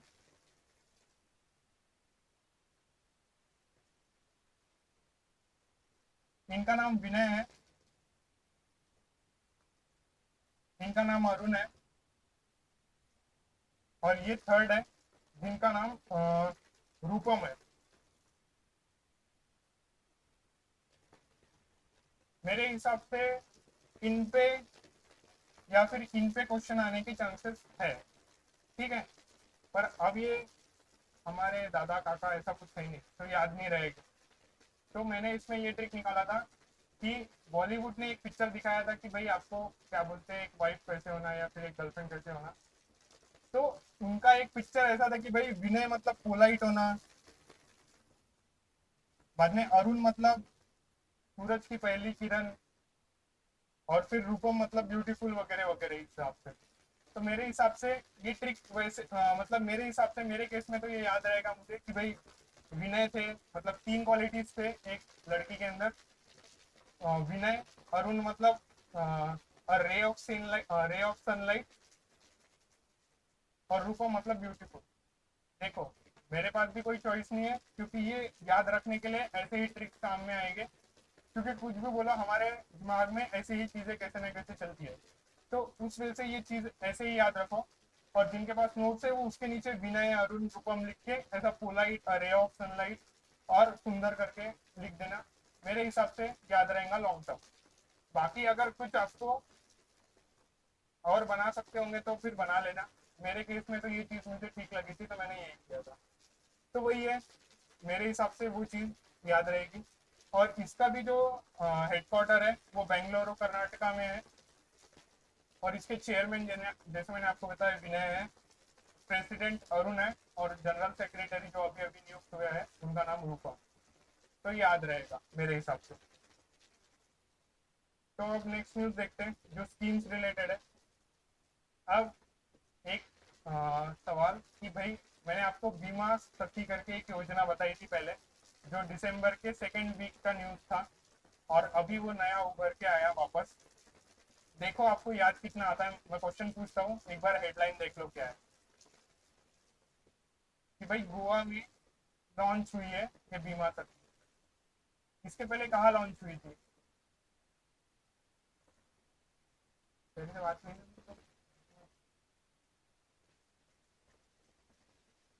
कहाँ लॉन्च हुई हो पहले? हाँ, हाँ, ओके। और एज कितना था जो मतलब इसमें इन्वॉल्व हो सकते हैं, उनका एज कितना था? ये सबसे क्रिटिकल पॉइंट है। वो बीमा सखी बनने के लिए कितना एज मैंने बताया था आपको दिसंबर के सेकेंड वीक की न्यूज है। जोर से तो बोल रहे यार। हाँ, 18 से 70 है, ठीक है। तो ये की पॉइंट है, अभी वापस निकल के आया ये टॉपिक, इसलिए बता रहा हूँ कि अभी क्या हो गया। गोवा के अंदर लॉन्च हुई है बीमा सखी योजना, जो वहाँ के चीफ मिनिस्टर है उन्होंने ऑब्वियसली लॉन्च की होगी। तो उसमें ऐसा है कि वापस से फिर उस जो योजना है उस रिलेटेड जो भी फैक्ट्स थे, जो क्रिटिकल थिंग्स थे, वो याद रखो। और ये तो सिर्फ एक करंट का न्यूज है, उसके नीचे की जो भी चीजें मैंने वो पिछले वाले नोट्स में से ही उठाई है। तो यही है कि गोवा के चीफ मिनिस्टर ने ये चीज लॉन्च किया है, वो पर्टिकुलरली इंश्योरेंस फॉर ऑल है वगैरह वगैरह सब चीजें। और गोवा एक सेकंड स्टेट बना है जिसने ये चीज लॉन्च की है। तो पहले तो बीमा सखी पर्टिकुलरली इसलिए आया है कि भाई अब लड़कियां जो है, जैसे हमारे इधर लाड़की बहन है, मेरे को कुछ चेहरे नए दिख रहे इसलिए मैं ये चीज वापस से दोहरा रहा कि लाड़की बहन वगैरह आई थी उसमें डायरेक्ट पैसे मिलने वाले थे, मिलते हैं बहुतों को। और अभी तो मैंने एक न्यूज देखा कि बांग्लादेशी नेशनलिस्ट लोगों ने भी मतलब उसका फॉर्म भरा है और उनको प्रॉपरली पैसे आ रहे हैं टाइम टू टाइम। जालना की है शायद से न्यूज, या मुंबई की है सपोजिटली। और शायद से जलगांव में 4,000, हाँ 4,000 शायद, मैं अगर सही हूँ तो बांग्लादेशी नेशनलिस्ट निकले 4,000। तो वही है, मतलब करने किसी और के लिए जाते हैं और पैसे किसी और को जा रहे हैं। इतना मतलब पता चलता है कि लूप होल कितना बड़ा है पर्टिकुलर लाड़की बहन स्कीम के अंदर, ठीक है। तो अभी सिर्फ इनका एक अच्छा है कि एक बीमा सखी योजना है, उसमें ऐसा होगा कि जो भी वुमेन्स है 18 साल से 70 साल के एज, मतलब एज के अंदर, एज ब्रैकेट के अंदर जिनका 10वीं हुआ है, 10th पास है, उनको ये जो प्रोडक्ट्स है इंश्योरेंस के, LIC के, वो बेचना पड़ेगा घर घर जाके कि भाई प्रोडक्ट मतलब इंश्योरेंस का प्रोडक्ट ले लो। LIC एजेंट होता है ना, बस वैसे ही। और उसमें ऐसा है कि 3 साल तक पहले स्टार्टिंग में आप उसमें जब कनेक्ट हो जाओगे तो आपको स्टाइपेंड मिलेगा 7,000 का, फिर 6,000 का, फिर 5,000 का, और बाद में फिर आप जितना बिजनेस कर सकते हो उस LIC का, उस हिसाब से आपको पैसे मिलना चालू हो जाएंगे। मेरे हिसाब से जो 70 साल का ब्रैकेट इसलिए रखा गया है कि उनको पता है कि वो किसी ना किसी की दादी होगी, नानी होगी, और उसके बोलने के बाद ले ही लेंगे लोग इंश्योरेंस के प्रोडक्ट, क्योंकि उसका एम्फेसाइज अलग होता है। तो वही है कि उस केस में फिर वो 1,75,000 मतलब 1.75 लाख वो कमा सकती है महीने के उस चीज का बिजनेस करके। ये 1.75 लाख आपके लिए इम्पोर्टेंट नहीं है, आपके लिए दो तीन चीजें इम्पोर्टेंट है। एक तो ये 3 साल का स्टाइपेंड कितना मिलेगा, वुमेन का एज कितना होना चाहिए, और मेन चीज वो सब के सब जो भी है वो 10वीं क्लास पास होने चाहिए। इसलिए ये चीज इम्पोर्टेंट है मेरे हिसाब से। अगर इसमें कुछ घुमाना है तो वो ऐसा घुमाएंगे कि मतलब जिसकी कोई पढ़ाई लिखाई नहीं है वो भी बेच सकता है करके ये, या फिर जो एज का है 18 से 65 या फिर 18 से 60 कुछ ना कुछ कर दोगे। 18 से 70 तो नहीं रखने वाले, ऐसा मुझे लगता है। क्वेश्चन आते टाइम में ऐसा आएगा कि भाई ये बीमा सखी योजना है, इसमें पर्टिकुलरली एज ग्रुप जो है वो कितना होना चाहिए, और ऑप्शंस में पहले में देखे 18 से 40 साल, 18 से 50, 18 से 60, 65, पर सही ऑप्शन 18 से 70 है। ये चीज याद रखना। और फिर ये तो पहले भी हुआ था कि भाई उनका हेडक्वार्टर मुंबई में है, चेयरमैन सिद्धार्थ मोहन से है, वगैरह वगैरह। ये इतना कुछ नहीं है, फैक्ट है, याद रखना। अभी कुछ चीजें हुई है अपॉइंटमेंट वगैरह इसमें, और मैंने पहले भी बताया था कि एक RRB का पेपर हुआ था। उस टाइम पे 3 से 4 क्वेश्चन, अगर मैं गलत हूँ तो मे भी 2 या 3 क्वेश्चन आए थे कि भाई वो पर्टिकुलरली अपॉइंटमेंट और रेजिग्नेशन रिलेटेड थे। इसलिए ये टॉपिक थोड़ा ज़्यादा इंपॉर्टेंट होता है, वो तो देखा जाए। मेरे हिसाब से जो लिस्ट है ना इम्पोर्टेंट टॉपिक्स की, वो ऐसी बनती है कि पहले जो टॉपिक आएगा, अगर क्वेश्चन पूछा जाएगा बैंकिंग एग्जाम्स वगैरह में, तो वो banking and finance insurance related question पूछेंगे। सेकंड, स्कीम्स वगैरह रिलेटेड कुछ ना कुछ क्वेश्चन पूछेंगे। थर्ड, अगर उन्हें पूछना है तो वो मेरे हिसाब से अपॉइंटमेंट और रिजिग्नेशन वगैरह के टॉपिक पे जाएंगे। फिर बाद में अगर कोई क्या बोल सकते हैं उसको, नेशनल और इंटरनेशनल लेवल पे अगर कुछ चीज़ बहुत ज़्यादा क्रिटिकल हुई है इंटरनेशनल लेवल पे वगैरह, तो उस पर कुछ ना कुछ क्वेश्चन पूछे जाएंगे। और उसके बाद में फिर जाके ऑब्यूचरीज रैंक, मतलब रैंक वगैरह, ऑब्यूचरीज रिपोर्ट्स वगैरह, कुछ ना कुछ वहाँ से क्वेश्चन पूछे जाएंगे। हमारे लिए ये 4-5 टॉपिक इसमें वापस शायद अगर ऐड करना ही है तो रैंक वगैरह ऐड कर लो, रैंक एंड रिपोर्ट्स। ये काफ़ी ज़्यादा इंपॉर्टेंट है मेरे हिसाब से। इससे ये जो 5-6 टॉपिक्स है उस पर ही कम से कम आपका 40 to 50% क्वेश्चन इसी टॉपिक्स में से आएंगे, ये ज़्यादा 50 to 60 भी बोल सकते हो आप। तो ये जब टॉपिक चालू होते हैं तब थोड़ा ज़्यादा फोकस करा करिए।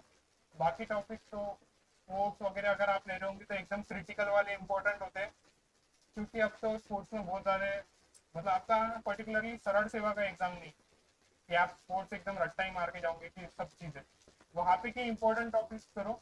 क्योंकि यूपीएससी जब मैं कर रहा था तब एक रूल था, यूपीएससी में एक रूल है, अंडर द स्काई सब पढ़ना पड़ता, पर यूपीएससी में और एक रूल है कि स्मॉल इज ब्यूटीफुल। जितना छोटा करोगे और जितना इंपॉर्टेंट करोगे उसका ही फायदा होगा, क्योंकि वैसे भी 50 में से 50 या 40 में से 40 जीके में नहीं आने वाले, कुछ भी कर लो, पर इतना इंपॉर्टेंट करके जाओ कि हाफ तक पहुंच जाओ, उतना बेटर रहेगा। तो यहाँ पे ज्ञान बंद करते हैं और नया टॉपिक देखते हैं, अपॉइंटमेंट और रेजिग्नेशन। देख लो आप थोड़ा सा हेडलाइन, मैं 2 मिनट बाद पूछता हूँ। कौन सा वाला? हाँ, कौन सा? किसका? DCC हुआ है क्या? कोई हाँ क्या? ओके, ठीक है, मैं एक बार कंफर्म करूंगा, मुझे पता नहीं है, मे बी रॉन्ग हुआ होगा।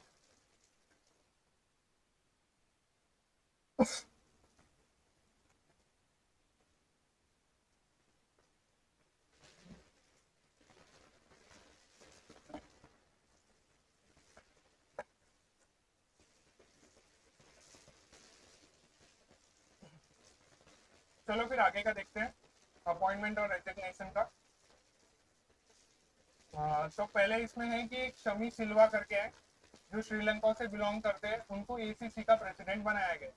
ओके। और पहले वो रोल जय शाह निभा रहे थे। अभी जय शाह को आईसीसी का हेड मतलब चेयरमैन बना दिया है, इसलिए पर्टिकुलरली शमी सिल्वा जो है वो एसीसी को मैनेज करेंगे। और इसका जो हेडक्वार्टर है वो एसीसी का, मैंने ये शायद गलती है मेरी, मुझे एग्जैक्टली नहीं पता, मैं ये आज ग्रुप पे 12 के बाद पे अपलोड कर दूंगा अगर कुछ गलती होगी तो फिर ये अभी फोकस मत करो, मैं ये चेंज करा दूंगा। और इसके जो प्रेसिडेंट है अभी वो शमी सिल्वा करके हो चुके। अब ये फैक्ट है प्योरली शमी सिल्वा करके एक, और ये नाम इतना कॉमन भी नहीं है कि हमें याद रहेगा। तो शमी का मतलब क्या होता है, फ्रेग्रेंस रिलेटेड होता है, स्मेल रिलेटेड, एक मुस्लिम नेम है शमी, और उसका मीनिंग होता है कि फ्रेग्रेंस रिलेटेड। और अभी रिसेंटली क्या हो रहा है, जो श्रीलंका की फ्रेग्रेंस मतलब परफ्यूम रिलेटेड इंडस्ट्री है वो बहुत ज्यादा गिरी हुई थी पहले एकदम ऐसा नीचे, पर अब धीरे धीरे उनकी परफ्यूम इंडस्ट्री बढ़ते जा रही है, क्योंकि वो पर्टिकुलरली वहाँ पे की जो आयुर्वेदिक प्रोडक्ट मतलब आयुर्वेदिक रिलेटेड चीजें वो उसमें इस्तेमाल करते हुए उनका जो परफ्यूम का डिमांड है वो इंटरनेशनल लेवल पे धीरे धीरे बढ़ते जा रहा। तो वो जो मैंने आपको अभी एक की थिंग बताया, शमी का मतलब सेंट, और सेंट मतलब श्रीलंका की अभी इंडस्ट्री बूम होते जा रही धीरे धीरे, तो उस वजह से शमी का नाम याद रखना कि शमी नाम का कोई तो एक पर्सन है जो श्रीलंका से बिलोंग करता है, उसे एसीसी का प्रेसिडेंट बनाया गया। अब नेक्स्ट न्यूज जो जय शाह से ही रिलेटेड है। जय शाह दो पोस्ट पे काम कर रहे थे, एक एसीसी के प्रेसिडेंट और सेकंड बीसीसीआई के सेक्रेटरी पोस्ट पे। ठीक है, अमित शाह के लड़के उतनी चीजें उनके पास होगी, क्रिकेटिंग नॉलेज भी बहुत ज्यादा होगा उनका इसलिए भी होगा, पर मोर और लेस वो अमित, आपको पता ही है ना वो अमित शाह से रिलेटेड है। तो फिर अभी देवजीत सैकिया करके एक है, मैं प्रोनाउंस नहीं कर पा रहा हूँ, देवजीत नाम है उनका मोर और लेस, तो उनको सेक्रेटरी बनाया गया है बीसीसीआई का, सक्सीडिंग जय शाह। ओके। अब ये एक फैक्ट है, और पहले तो जय शाह था मैंने वगैरह वो सब चीज बताई। हेडक्वार्टर बीसीसीआई का मुंबई महाराष्ट्र में है। उनके जो प्रेसिडेंट है वो रॉजर बिन्नी है, और सेक्रेटरी देवजीत सैकिया है, फाउंड 1928 मतलब इंडिपेंडेंस से भी पहले ये स्टैब्लिश हो गया। पर इस न्यूज में दो फैक्ट है, एक है प्रेसिडेंट और वो है जनरल सेक्रेटरी। अब देवजीत नाम मुझे कैसे याद रहा, मेरा ऐसा मानना है पर्सनल लेवल पे कि बीजेपी अभी जो भी नाम रख रही है ना, मैंने पहले ही बताया था कि बीजेपी बहुत ज्यादा कल्चरली एंगेज्ड है, पॉलिटिकल पार्टी है, वो प्रॉपर कल्चर लेवल पे सब चीजों का ध्यान रख के ही चीजें चलाती है। जैसे अभी कुछ दिनों पहले सर राम मंदिर वगैरह देखने गए थे तो बता रहे थे कि भाई महाकुंभ में इतने लाइट लगाए हैं, बोलते इतने लाइट है कि रात को 12 बजे ऐसा लगता है बोले कि सुबह के 6-7 बजे। मतलब मेरा ऐसा मोरलेस बोलना है कि बीजेपी बहुत ज्यादा कल्चरली ओरिएंटेड है। तो अब वो ऐसा कुछ है नहीं जो मैं अभी बताने वाला हूँ ट्रिक इस चीज को याद रखने के लिए। पर अब बीजेपी कोई भी चीज अगर अपॉइंटमेंट वगैरह कर रही है या फिर कुछ भी कर रही, तो वो कहाँ ना कहाँ कल्चरली एंगेज होने का ट्राई करती है।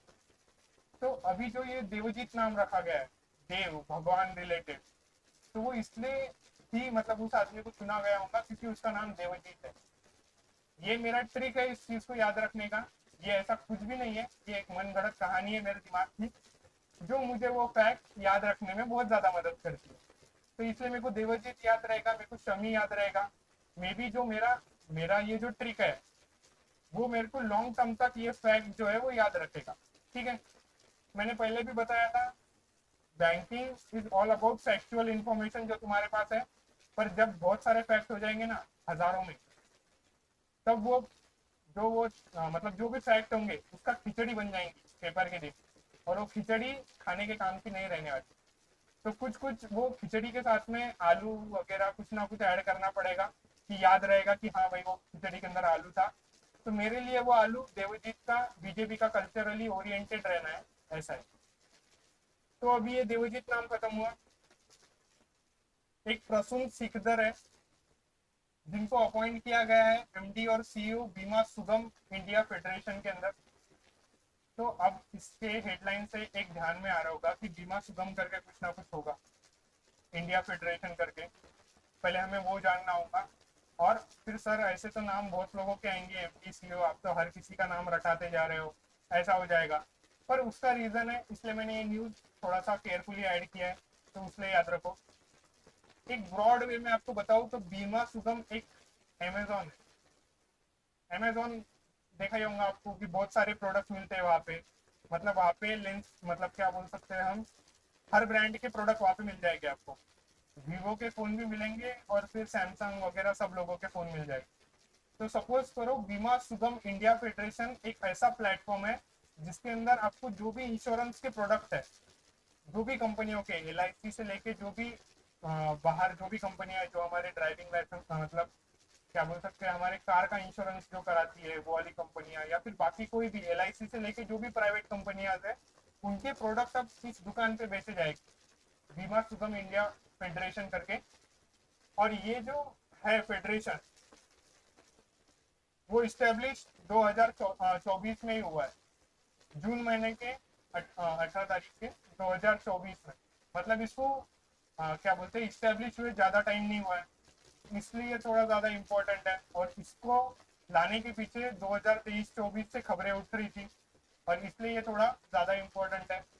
इसलिए फिर इसका हमें याद रखना पड़ेगा कि अभी प्रसून सिकदर है जो अभी एट प्रेजेंट इसके एमडी और सीईओ बने हैं। इसलिए ये फैक्ट जो है वो इम्पोर्टेंट है और याद रखो।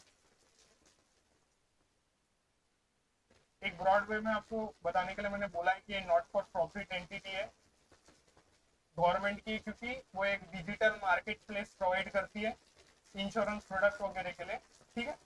और वो इंश्योरेंस प्रोडक्ट कौन से होते हैं, लाइफ रिलेटेड, हेल्थ रिलेटेड और जनरल इंश्योरेंस प्रोडक्ट वगैरह रहते हैं। जो कार वगैरह, आपको पता ही होगा कि रोनाल्डो ने उसके पैर का भी इंश्योरेंस करके रखा है। तो फिर वही है। अभी सुप्रीम कोर्ट के एक जज है, जस्टिस विनोद चंद्रन करके, उनको अपॉइंट किया गया है। तो मतलब उनको अभी अपॉइंट किया गया है सुप्रीम कोर्ट का जज।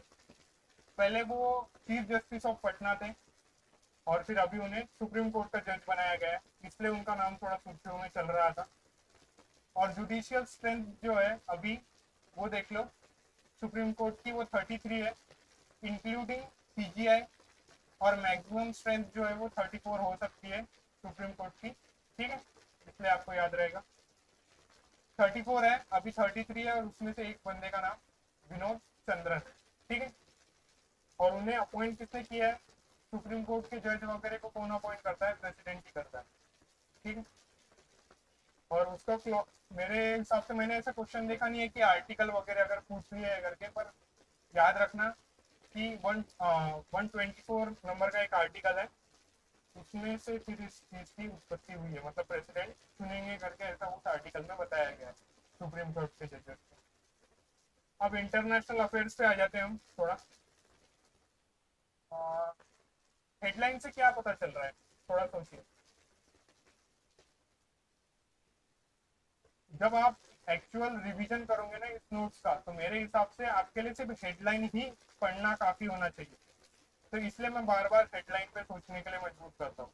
तो हेडलाइन पे ध्यान दीजिए, क्या लगता है, सोचिए इस बार क्या क्वेश्चंस बन सकते हैं, क्या होगा, क्या लगता है।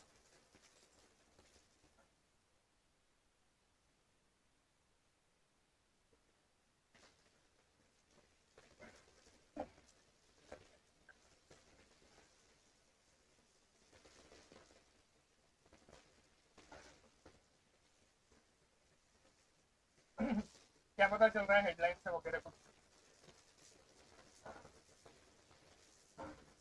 यार बोलो यार, सुबह क्या इसे तो क्या लग रहा है, हेडलाइन से क्या पता चल रहा है। सोच ले बाद में बता। सोच ले, क्या लग रहा है हेडलाइन से, क्या लगता है। अरे सोचा तो करो कम से कम। ठीक है, छोड़ो। एक क्लाइमेट क्लब है जिसने लॉन्च किया है अभी एक global match making platform, conference of party 29 के अंदर। तो न्यूज क्या है पर्टिकुलरली, एक international day of clean energy मतलब हुआ था 26 जनवरी को। और उसमें मतलब एक कॉन्फ्रेंस ऑफ पार्टी थी। कॉन्फ्रेंस ऑफ पार्टी मतलब कि लोग मिल रहे हैं भाई। कॉन्फ्रेंस ऑफ पार्टी मतलब बहुत जो उस पर्टिकुलर टीम के मेंबर होंगे वो वहां मिलते होंगे। और 29 मतलब कि अब वो 29 नंबर की उनकी बैठक है। इंटरनेशनल लेवल पे एक बॉडी है, उसकी कॉन्फ्रेंस ऑफ पार्टी चल रही थी, मतलब सब लोग मिले हुए थे। और उसी के अंदर जब 26 जनवरी आने पड़ा था, मतलब 26 जनवरी के अंदर एक United Nation Industrial Development Organization है और एक क्लाइमेट क्लब है। उन्होंने क्या करा, एक global match making platform launch किया। तो इसमें अगर क्वेश्चन पूछा जाएगा तो पहले तो एक ग्लोबल मैच मेकिंग प्लेटफॉर्म किस चीज के लिए काम करता है, किसने उसे लॉन्च किया गया है और कहाँ पे लॉन्च किया गया है, ये तो बहुत दूर का क्वेश्चन हो गया। पर अगर पूछना ही है तो शायद ये भी पूछ लेंगे कि भाई ये ग्लोबल मैच मेकिंग प्लेटफॉर्म कब लॉन्च हुआ था। तो पहले तो ये ग्लोबल मैच मेकिंग प्लेटफॉर्म क्या करता है कि जो डीकार्बनाइजेशन, जैसे मैंने आपको स्टार्टिंग में ही बताया, जो सबसे पहला न्यूज था कि क्लाइमेट चेंज वगैरह सब हो रहा है, इसलिए फिर वर्ल्ड लेवल पे कार्बन भाई कम एग्जॉस्ट होना चाहिए, या क्या बोल सकते हैं, पोल्यूटिंग गैसेस कम निकलनी चाहिए भाई इंडस्ट्रीज से, गाड़ियों से वगैरह, उसके लिए एफर्ट्स लग रहे हैं। तो ठीक है, तो अभी वही फिर ये जो अब ये बॉडी देख लो, यूनाइटेड नेशन इंडस्ट्रियल डेवलपमेंट, मतलब ये स्पेसिफिक एक बॉडी है ना जो इंडस्ट्री के डेवलपमेंट रिलेटेड चीजों पे ध्यान देती होगी। तो इसलिए वो बॉडी को, मतलब ये क्लाइमेट क्लब ने साथ में मिलकर डीकार्बनाइजेशन करने के लिए, भाई जो हेवी इंडस्ट्रीज है वो ज्यादा पोल्यूटिंग गैसेस लीक ना करे एनवायरमेंट में, उसके लिए वो पर्टिकुलरली मैच मेक करेंगे कि भाई इंडस्ट्रीज होंगी बहुत सारी, और बहुत मतलब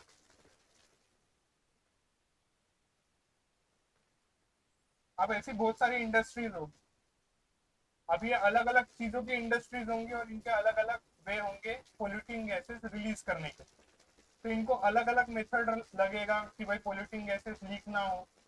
तो फिर ये जो क्लाइमेट क्लब है ना, वो क्या करेगा पर्टिकुलरली इनको, इनके हिसाब से जो सुटेबल मेथड है कि भाई पोल्यूटिंग गैसेस रिलीज ना हो, मतलब एनवायरमेंट में, उस हिसाब से इनको मेथड बताएगा।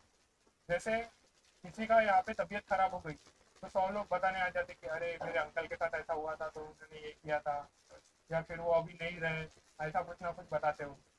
तो मोर ऑफ लेस हर एक को एक अपने अपने हिसाब से मेथड बताई जाएंगी ये क्लाइमेट फंड के तरफ, क्लाइमेट क्लब के तरफ से। और उस वे से फिर वो चाहेंगे, मतलब ग्लोबल मैच मेकिंग होगी उनकी, और फिर उस वे से फिर वो डीकार्बोनाइज करेंगे हेवी इंडस्ट्रीज को। ठीक है।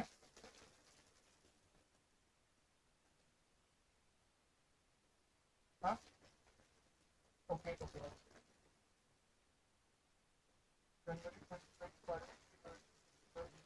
हाँ यार, सॉरी, उसमें कुछ ना कुछ इशू हुआ होगा, मैंने थोड़ा गड़बड़ में बनाया होगा। तो इंटरनेशनल डे, अरे हाँ यार, ओके उसमें फॉल्ट है, मैं एक बार देखूंगा उसको। पॉइंट है यार, ध्यान दे रहे हैं मतलब क्लास में पॉइंट है, मैं ध्यान नहीं गया उस पर। Okay okay. ठीक है, तो फिर ये एड्रेस करेंगे unique needs of different countries and provide the right support. शायद वो डेट, मतलब वहाँ पे उन्होंने एक एनर्जी डेट बोला था। तो फिर मैंने सर्च किया कि एनर्जी डे कौन सा है, तो वो शायद से मैंने, हाँ okay, one second one second,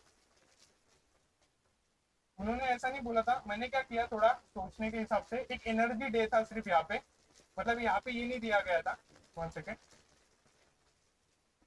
यहाँ पे ऐसा कुछ भी नहीं दिया गया था। पर मैंने थोड़ा सोचा कि भाई एनर्जी डे मतलब कितना तारीख को आता होगा। तो फिर मुझे ये दिखा सबसे पहले, तो मैंने गड़बड़ में ये पेस्ट कर दिया है। मैं ये एनर्जी डे चेंज कर दूंगा, यहाँ पे सिर्फ इतना दिया गया था कि भाई एनर्जी डे है। और उस दिन फिर ये सीओपी की मीटिंग की और उस टाइम पे इन दोनों ने मिलकर कुछ काम किया है, ये यूनाइटेड नेशन इंडस्ट्रियल डेवलपमेंट। ये नहीं था, सॉरी, ये मैंने गड़बड़ में कुछ अलग ही कर दिया यार। ठीक है।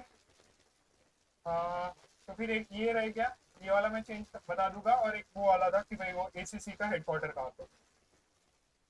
तो वही है अभी, पहले तो ये क्लाइमेट क्लब कब आया था एग्जिस्टेंस में, तो ये कॉन्फ्रेंस ऑफ पार्टी की 28वीं मीटिंग हुई थी अभी 2000, मतलब 29th मीटिंग हुई है। तो वो दुबई में फॉर्म हुआ था। जर्मनी और चिली ने इस चीज के लिए एफर्ट लिए थे वगैरह वगैरह। अब एक नेक्स्ट न्यूज है। एक GEAPP करके एक प्लेटफॉर्म है, मतलब है। उसने अनाउंस किया है एक मल्टी डोनर ट्रस्ट फंड बनाने के लिए। और इसमें पार्टनरशिप किस किस की रहेंगी, तो इंटरनेशनल सोलर अलायंस ISA, मतलब थोड़ा क्लास में ध्यान दो, पहले मेरे को भी इरिटेशन हो रहा है उस चीज का। शायद ज्यादा बच्चे भी नहीं होंगे पेजेस, बहुत ज्यादा बच्चे पर ध्यान दो क्लास में, ठीक है। देखते हैं क्योंकि अभी मैं जो मेन मेन पॉइंट थे वो खत्म हो गए, तो थोड़ा स्पीड बढ़ाते हैं, थोड़ा ध्यान दो, जल्दी खत्म करते हैं। तो पहले तो इसका फुल फॉर्म याद रखना कि एक ग्लोबल एनर्जी अलायंस है जो पर्टिकुलरली पीपल और प्लेनेट के लिए वर्क करता है। और उन्होंने एक मल्टी डोनर ट्रस्ट फंड बनाने के बारे में सोचा है।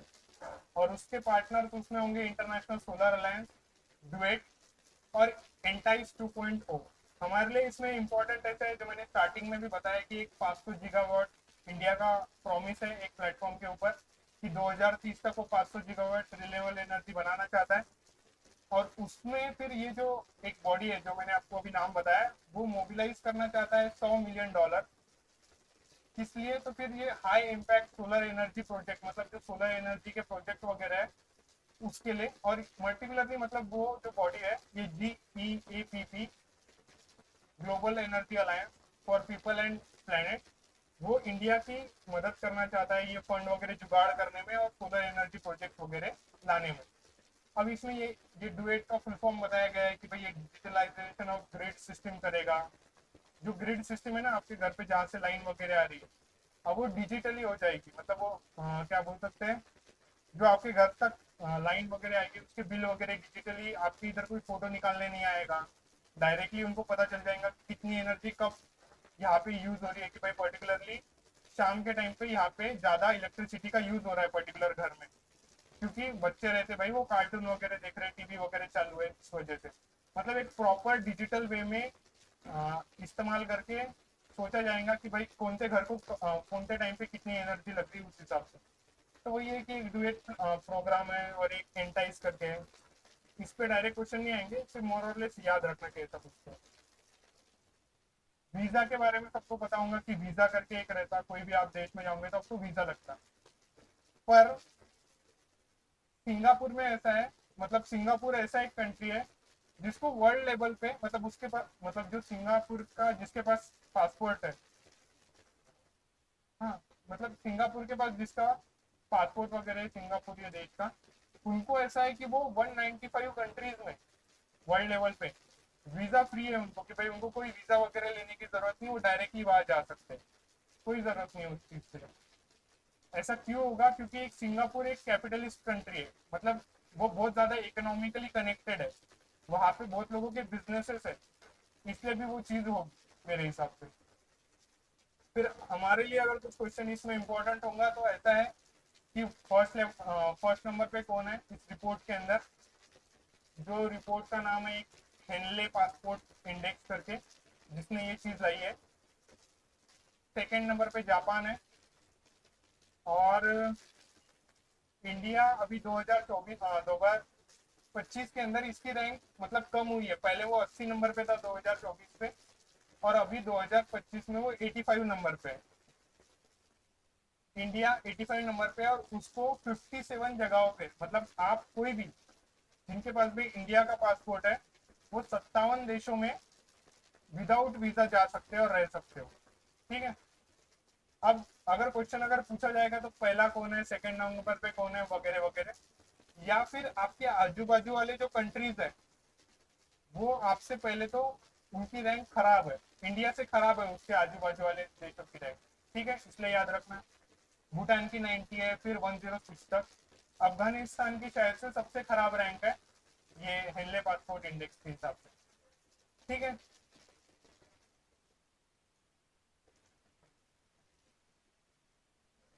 हाँ, एक वर्ल्ड इकोनॉमिक फोरम है। मैं बोल रहा हूँ कि थोड़ा ध्यान दो क्लास, ठीक है।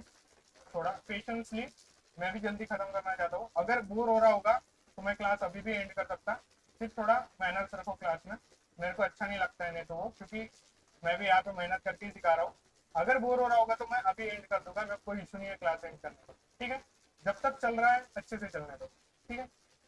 तो एक फास्टेस्ट ग्रोइंग और डिक्लाइनिंग जॉब रोल्स है, जो एक वर्ल्ड इकोनॉमिक फोरम है इंटरनेशनल लेवल पे, वो पर्टिकुलरली सोचता है कि भाई अभी आगे जाके कौन से जो जॉब्स है जिनकी डिमांड होंगी भाई वर्ल्ड लेवल पे। तो उसने एक डाटा निकाला, उसकी एक रिपोर्ट है फ्यूचर ऑफ जॉब्स रिपोर्ट 2025, और उसने ये बताया कि भाई fast top 5 fastest growing job जो होंगी वो होगी डेटा स्पेशलिस्ट, डेटा साइंस वगैरह का नाम सबने सुना होगा कि अब ग्रोथ हो रही है, आर्टिफिशियल इंटेलिजेंसी वगैरह वगैरह की, ठीक है। तो वही है कि भाई ये जो है वो ग्रो होंगे, ये डिक्लाइन होंगे, मतलब जो क्लर्क्स वगैरह के जो जॉब्स होंगे वो एआई खाने वाला है। जो क्लर्क वगैरह के जो जॉब्स होंगे वो आगे जाके कैसे ना कैसे करके मतलब रूटीन जॉब है ना। आर्टिफिशियल इंटेलिजेंस क्या करता है पता है क्या? जो भी एक रूटीन जॉब है तो उसे सीख लेता है कि क्या है क्या नहीं, और फिर उसे वो परफॉर्म कर सकता है। तो इसलिए जो एक रूटीन का जॉब कर रहे हैं उनके जॉब जाने वाले हैं। पर जो एक रूटीन वाला जॉब नहीं कर रहा है, जो कोई ना कोई अपना दिमाग लगा रहा है, नया नया कुछ ना कुछ एक क्रिटिकल मतलब क्या बोल सकते हैं इनोवेटिव थिंकिंग है, उसके जॉब नहीं खाने वाली है। क्योंकि मेरे बहुत से दोस्त बोलते हैं भाई आगे जाके तो रिसेशन आएगा, ये होगा वो होगा, सब चीजें हैं। जैसे एक एनालॉजी देता हूँ, पहले आपको पता होगा कि राजा महाराजाओं के पास में हवा करने वाले भी लोग होते, फिर मतलब कोई लोग डराते भाई। एट प्रेजेंट सिचुएशन ऐसी है कि लोग बोलते हैं कि मार्केट में जॉब्स ही नहीं है, बोला जाता है। पर एक एनालॉजी देता हूँ कि पहले तो राजा महाराजाओं को हवा देने वाले लोग थे, अब वो जॉब चली गई क्योंकि पंखा वगैरह आ गया, आगे आगे करके टेक्नोलॉजी आ गई वगैरह सब चीजें हुई। फिर अब ऐसा तो नहीं हुआ ना कि जॉब्स ही नहीं बचे इकोनॉमी में, नए नए जॉब्स आए उसके बाद में फिर लोग इन्वॉल्व हुए। तो जॉब्स खत्म नहीं होती है, आपको उतना ज्यादा इम्प्रूव होना पड़ता है, क्योंकि एट दी एंड तो इम्प्रूव होना ही पड़ेगा ना टेक्नोलॉजी आने के बाद में। और टेक्नोलॉजी कभी भी लाइफ सिंपल करेंगी, पर उसके बाद का जो थिंकिंग है ना वो एआई नहीं कर सकता है। एआई कितनी भी चीजें एडॉप्ट कर ले, पर वो एक लेवल के बाद में सोच नहीं पाएगा, सोचने के लिए ह्यूमन ही चाहिए रहेगा, क्योंकि वो हम लोगों का पैटर्न कॉपी कर सकता है।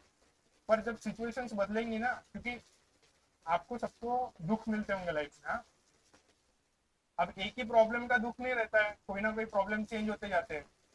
मतलब एआई को भी जो प्रॉब्लम आएंगे एक पॉइंट के बाद वो हरदम नए ही रहेंगे, एक फिक्स लाइफ नहीं जी रहा है कोई यहाँ पे, ठीक है। तो फिर एआई जॉब नहीं खाने वाला पहले से। तो वही है कि एक वर्ल्ड, अब इसमें इंपॉर्टेंट क्या है कि एक वर्ल्ड इकोनॉमिक फोरम का मतलब कोई जो है उसकी एक रिपोर्ट आई थी फ्यूचर ऑफ जॉब रिपोर्ट, बस इतना ही इंपॉर्टेंट है। ये फफट पसारा आपका इंपॉर्टेंट नहीं, पर एक ब्रॉडली याद रखो कि ऐसा कुछ तो चल रहा है जो उसमें क्लर्क्स के जॉब जाने वाले, और इसका जो ऑफिस है वो स्विट्जरलैंड में है, और एक प्रेसिडेंट है उनका बोर्ड ऑफ रेनेटी करके। इतना कुछ इम्पोर्टेंट नहीं है। हाँ, अभी ये देखो एक इसराइल है, इसराइल का नाम सबने सुना होगा। तो इसराइल का एक कंपनी आई करके उसने लॉन्च किया है innovation acceleration program for startups in India. तो इसका ज्यादा इंपॉर्टेंट नहीं है, इसकी साइंस एंड टेक्नोलॉजी की न्यूज वैसे भी ज्यादा इंपॉर्टेंट नहीं होती है आपके केस में। जो एक बेसिक चीज है वो मैं बता देता हूँ। ये क्या करने वाला है, एक एरोस्पेस इंडस्ट्री मतलब इसराइल की, और वो क्या करेंगी, उसने लॉन्च किया है एक new sphere innovation acceleration program, एक प्रोग्राम लॉन्च किया है। और उसमें जो भी मतलब क्या बोल सकते हैं हम, ये वाले जो सेक्टर्स है, मतलब बिग डाटा मतलब डाटा मतलब आर्टिफिशियल इंटेलिजेंसी वगैरह वगैरह सब चीजें, उस चीजों में अगर क्या बोल सकते हैं जो भी स्टार्टअप काम कर रहे होंगे उसमें ये बंदा हेल्प करेगा उसको, ये इसराइल वाला। तो आपके लिए इम्पोर्टेंट बस ये है कि भाई ये कोई तो एक इंडस्ट्री है जिसका ये एक प्रोजेक्ट है, और उसमें वो क्या करने वाले हैं, स्टार्टअप को मदद करने वाले। बस इतना ही याद रखो, और ज्यादा डेप्थ में जाने की जरूरत नहीं इसमें। एक, आप कभी आयुर्वेदिक डॉक्टर्स के पास गए हो क्या? कोई गया है? क्या करता है वो सबसे पहले, मतलब चेकअप कैसे करता है? नाड़ी चेक करेगा, ओके वो मतलब उनका इतना प्रोफेशनल काम होता कि वो प्रॉपरली एक नाड़ी की मतलब देखते वो कि भाई कितना पल्स रेट है वगैरह, और सिर्फ उसी चीज से वो सब कुछ डायग्नोस कर लेते। उनको एमआरआई वगैरह बाकी चीजों की कोई जरूरत नहीं पड़ती है। एक लेवल के बाद ठीक है, पर एक मतलब अभी छोटे मोटे चीजों में भी अपने जो फिजिशियंस है वो हमें ब्लड टेस्ट वगैरह वो सब चीजें बता देंगे करने के लिए, पर आयुर्वेदिक डॉक्टर्स वैसे नहीं करेंगे। पल्स चेक करेंगे और चीजें जज करेंगे। तो वैसे ये एक नाड़ी तरंगिनी करके लोग है, मतलब नाड़ी तरंगिनी करके एक मतलब मशीन है जो एक बंदे का है, मतलब अनिरुद्ध जोशी करके एक बंदा है उसका है। उन्होंने बनाया है ये मशीन। 6 साल आईआईटी शायद से कहाँ पे थे वो, आईआईटी में ही थे कोई ना कोई। कहाँ दिया है आईआईटी बॉम्बे आपको दूसरे ना, नीचे है क्या? हाँ, ये आईआईटी बॉम्बे के अंदर थे। 6 साल प्रैक्टिस करने के बाद, मतलब सोचने के बाद में, और फिर उन्होंने ये मशीन बनाई है जिसमें मतलब वो नाड़ी वाला जो परीक्षण है वो अब टेक्नोलॉजी ड्रिवन हो जाएगा, ये मशीन के ऊपर आ जाएगा। और जो भी 20 चीजें होती है एक नाड़ी परीक्षण से जज करने की, वो इस मशीन के ऊपर जज हो जाएंगी कि ओके ऑनलाइन ये चीजें सब चल रही है। जैसे अभी घड़ियों में भी पल्स रेट वगैरह चेक करने का आ गया है, पर अब उससे भी आगे ये 55,000 की मशीन है जो घर बैठे बैठे ही आप अपनी नाड़ी चेक कर सकते हैं। और आपको 20 जो मतलब वात पच कफ डाइजेशनल इश्यूज सब दिखाई पड़ जाएंगे कि आपका कौन सा लेवल किस लेवल पे चल रहा है। तो बस एक मशीन है, ऐसा याद रखो। और ये इंडिजीनियसली डेवलप्ड है, पूरी की पूरी हमारे इधर ही डेवलप हुई है। एआई पावर्ड है। एआई पावर्ड आर्टिफिशियल इंटेलिजेंस मतलब है उसमें। मतलब उस मशीन में क्या होगा, जो भी डाटा होगा एक परीक्षण के टाइम का, जो एक पैटर्न बना हुआ है कि भाई ये लेवल तक अगर चीजें रही तो भाई पेट खराब होगा या तबीयत खराब होगी या फिर वात पथ्य कफ का अगर कोई इश्यू होगा, तो वो सब चीजें आर्टिफिशियल इंटेलिजेंस के मशीन के अंदर फीड कर दी गई है और वो जज कर लेंगी। जैसे आपने रोबोट मूवी देखा होगा, तो उसको फीलिंग्स वगैरह पढ़ा दी जाती थी कि भाई फीलिंग्स ऐसी होती है वगैरह वगैरह। तो वैसे ही समझो ये एक आर्टिफिशियल इंटेलिजेंसी का फोरम है, उसको सब नॉलेज दे दिया गया है और वो इस मशीन के अंदर फीड है और वो सब कुछ जज कर लेगा। तो बस वही है, इस बंदे का नाम याद रखो कि अनिरुद्ध जोशी ने ये किया था। और ये ब्रेन चाइल्ड है, मतलब ये मशीन बनाने की सोची थी किसी प्रोफेसर जेबी जोशी ने, और अनिरुद्ध जोशी ने वो बनाई। ठीक है, उनसे रिलेटेड होगा वो एट दी एंड कुछ ना कुछ। अभी एक है कि आईआईटी कानपुर ने क्या क्या करा है कि आपको पता है कि क्या बोल सकते हैं उसे, रडार वगैरह कैसे काम करता है, कुछ आइडिया है क्या आपका? रडार वगैरह तो क्या होता है सपोजिटली, रडार के हम अपने आंखों से देखेंगे चीजें क्या हो रही है वगैरह वगैरह सब चीजें, विजिबल लाइट का एक स्पेक्ट्रम होता है। ब्रॉडली ऐसा समझो, इतना डेप्थ में लेके जाके फायदा नहीं। एक आईआईटी कानपुर है, उसने ऐसा कुछ तो बनाया है टेक्नोलॉजी डिफेंस सेक्टर में कि अब वो जो टैंक्स और फाइटर एयरक्राफ्ट वगैरह जो है वो डिटेक्ट मतलब वो इनविजिबल हो जाएंगे। बोलते ये रडार जो सिस्टम रहती जिससे बाहर के जो जज करते कि भाई हमारे इधर कोई प्लेन आ रहा है या वगैरह वगैरह, तो अब ये रडार की नजरों से बच के निकल सकता है वो प्लेन। इनविजिबल मतलब वो ऐसा नहीं कि पूरा इनविजिबल हो जाएगा, वो सिर्फ रडार के नजरों से इनविजिबल हो जाएगा क्योंकि उससे दिखाई नहीं देगा उस चीज को। जैसे आप और मैं जो एक रेडियो इलेक्ट्रोमैग्नेटिक वेव की एक फ्रीक्वेंसी रहती, उसके अंदर जो विजिबल लाइट का पार्ट रहता वही देख सकते हैं। एक सेकंड, मेरे को ऐसा लग रहा है ये थोड़ा सा दिमाग के ऊपर से जा सकता है। ये समझो एक इलेक्ट्रोमैग्नेटिक का स्पेक्ट्रम होता है, ठीक है, और एक इसमें एक विजिबल लाइट होता है। हमारे आंखों को सिर्फ वही दिखता है। अगर कोई और भी यहाँ पे क्या बोलते हैं भगवान का आदमी होगा जिसको गैमा रेज दिखते होंगे या फिर एक्स रेज दिखते होंगे तो बता देना। तो ये जो गैमा एक्स रेज वगैरह वगैरह जो होते हैं ना, ये हमारे को दिखाई नहीं देते। वैसे ही जो ये रडार वाला है वो भी कोई ना कोई फ्रीक्वेंसी यूज करके टैंक और उसको जज करता है। पर अब क्या होगा, जो ये रडार जो फ्रीक्वेंसी पे वर्क करेगी वो फ्रीक्वेंसी ही मतलब जनरेट ना हो, ऐसा कुछ तो प्रोडक्ट ये आईआईटी कानपुर वालों ने बनाया है। और उसके वजह से जो हमारे एनिमी के जो रडार है वगैरह उसमें हम जज ही नहीं होंगे, हमारे फाइटर जेट्स और टैंक्स वगैरह। तो उस मटेरियल का नाम क्या है? Meta material surface clocking system. Clocking मतलब क्या होता है कि क्या बोल सकते हैं, क्लॉकिंग मतलब कि हाइड हो जाना, बस, कि भाई दिखाई नहीं देना हो, इसलिए फिर उसको क्लॉकिंग सिस्टम बोला है। हाइड हाइड हो जाओगे आप बेसिकली उस चीज से, ठीक है। और ये किसने बनाया, मतलब उसका this has been named the Anlakshya, ठीक है। Design a meta material surface cloaking system. यार पढ़ लो यार, ये समझ गया है ना ब्रॉडली, इरिटेट कर रहा है ये तो। अभी क्या हो गया, अब ये भाई वीडियो गेम नहीं खेल रहा है, पहले तो ये सर्जरी कर रहा है, और जानबूझ के मैंने ये इमेज दी है। तो अभी क्या हो गया है, ऐसे रोबोटिक चीजें डेवलप हो गई है कि मैं अगर यहाँ पे खड़ा हूँ, अगर मैं डॉक्टर हूँ सपोज करो, तो मैं ऐसे एरिया की भी सर्जरी कर सकता हूँ अगर वहाँ पे रोबोट, मतलब मेरे हाथों से यहाँ पे जो मैं करूँगा, मतलब मशीन वगैरह चलाऊंगा, वो वहाँ पे वैसी की वैसी वर्क करेंगी और वहां से ऑपरेशन हो सकेंगे, मतलब यहाँ से। किसी ने शक्तिमान देखा है क्या यहाँ पे? तो वो टेलीपैथी होती थी, जब वो गीता विश्वास को आवाज भेज सकता था कि अरे गीता ऐसा वैसा समथिंग। तो बस ये है टेलीपैथी का मीडियम, जो इंस्ट्रूमेंट से कर सकेंगे।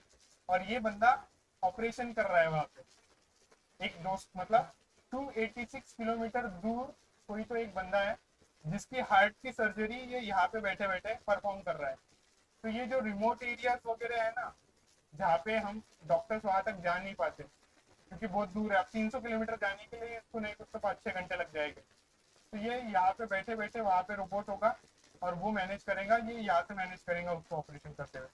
तो अभी एक एस आई मंत्रा करके एक है, उसने 2 रोबोटिक सर्जरी परफॉर्म करी है, कार्डियक सर्जरी। और ये परफॉर्म करने वाली जो बैठे हैं उनका नाम सुधीर श्रीवास्तव है, ठीक है। बाकी इसमें इतना ज्यादा कुछ इम्पोर्टेंट नहीं। ये थोड़ा इम्पोर्टेंट है। इच्छा है बैठने की सबकी, 4 पेज बाकी है। अगर एंड करना होगा तो फिर मैं कर सकता हूँ। किसकी बैठने की इच्छा है मेरे को बता दो। नहीं है, ठीक है, एंड करते हैं। अगर किसी को सीखना है इसके बाद के 4 पेज, तो मैं यहाँ पे हूँ, रिकॉर्डिंग खत्म हो रही है। अगर किसी को इच्छा है तो रुक सकता है, मैं पढ़ा दूंगा 4 पेज बाकी, ठीक है। थैंक यू, चलेगा, मैं एंड कर सकता हूँ।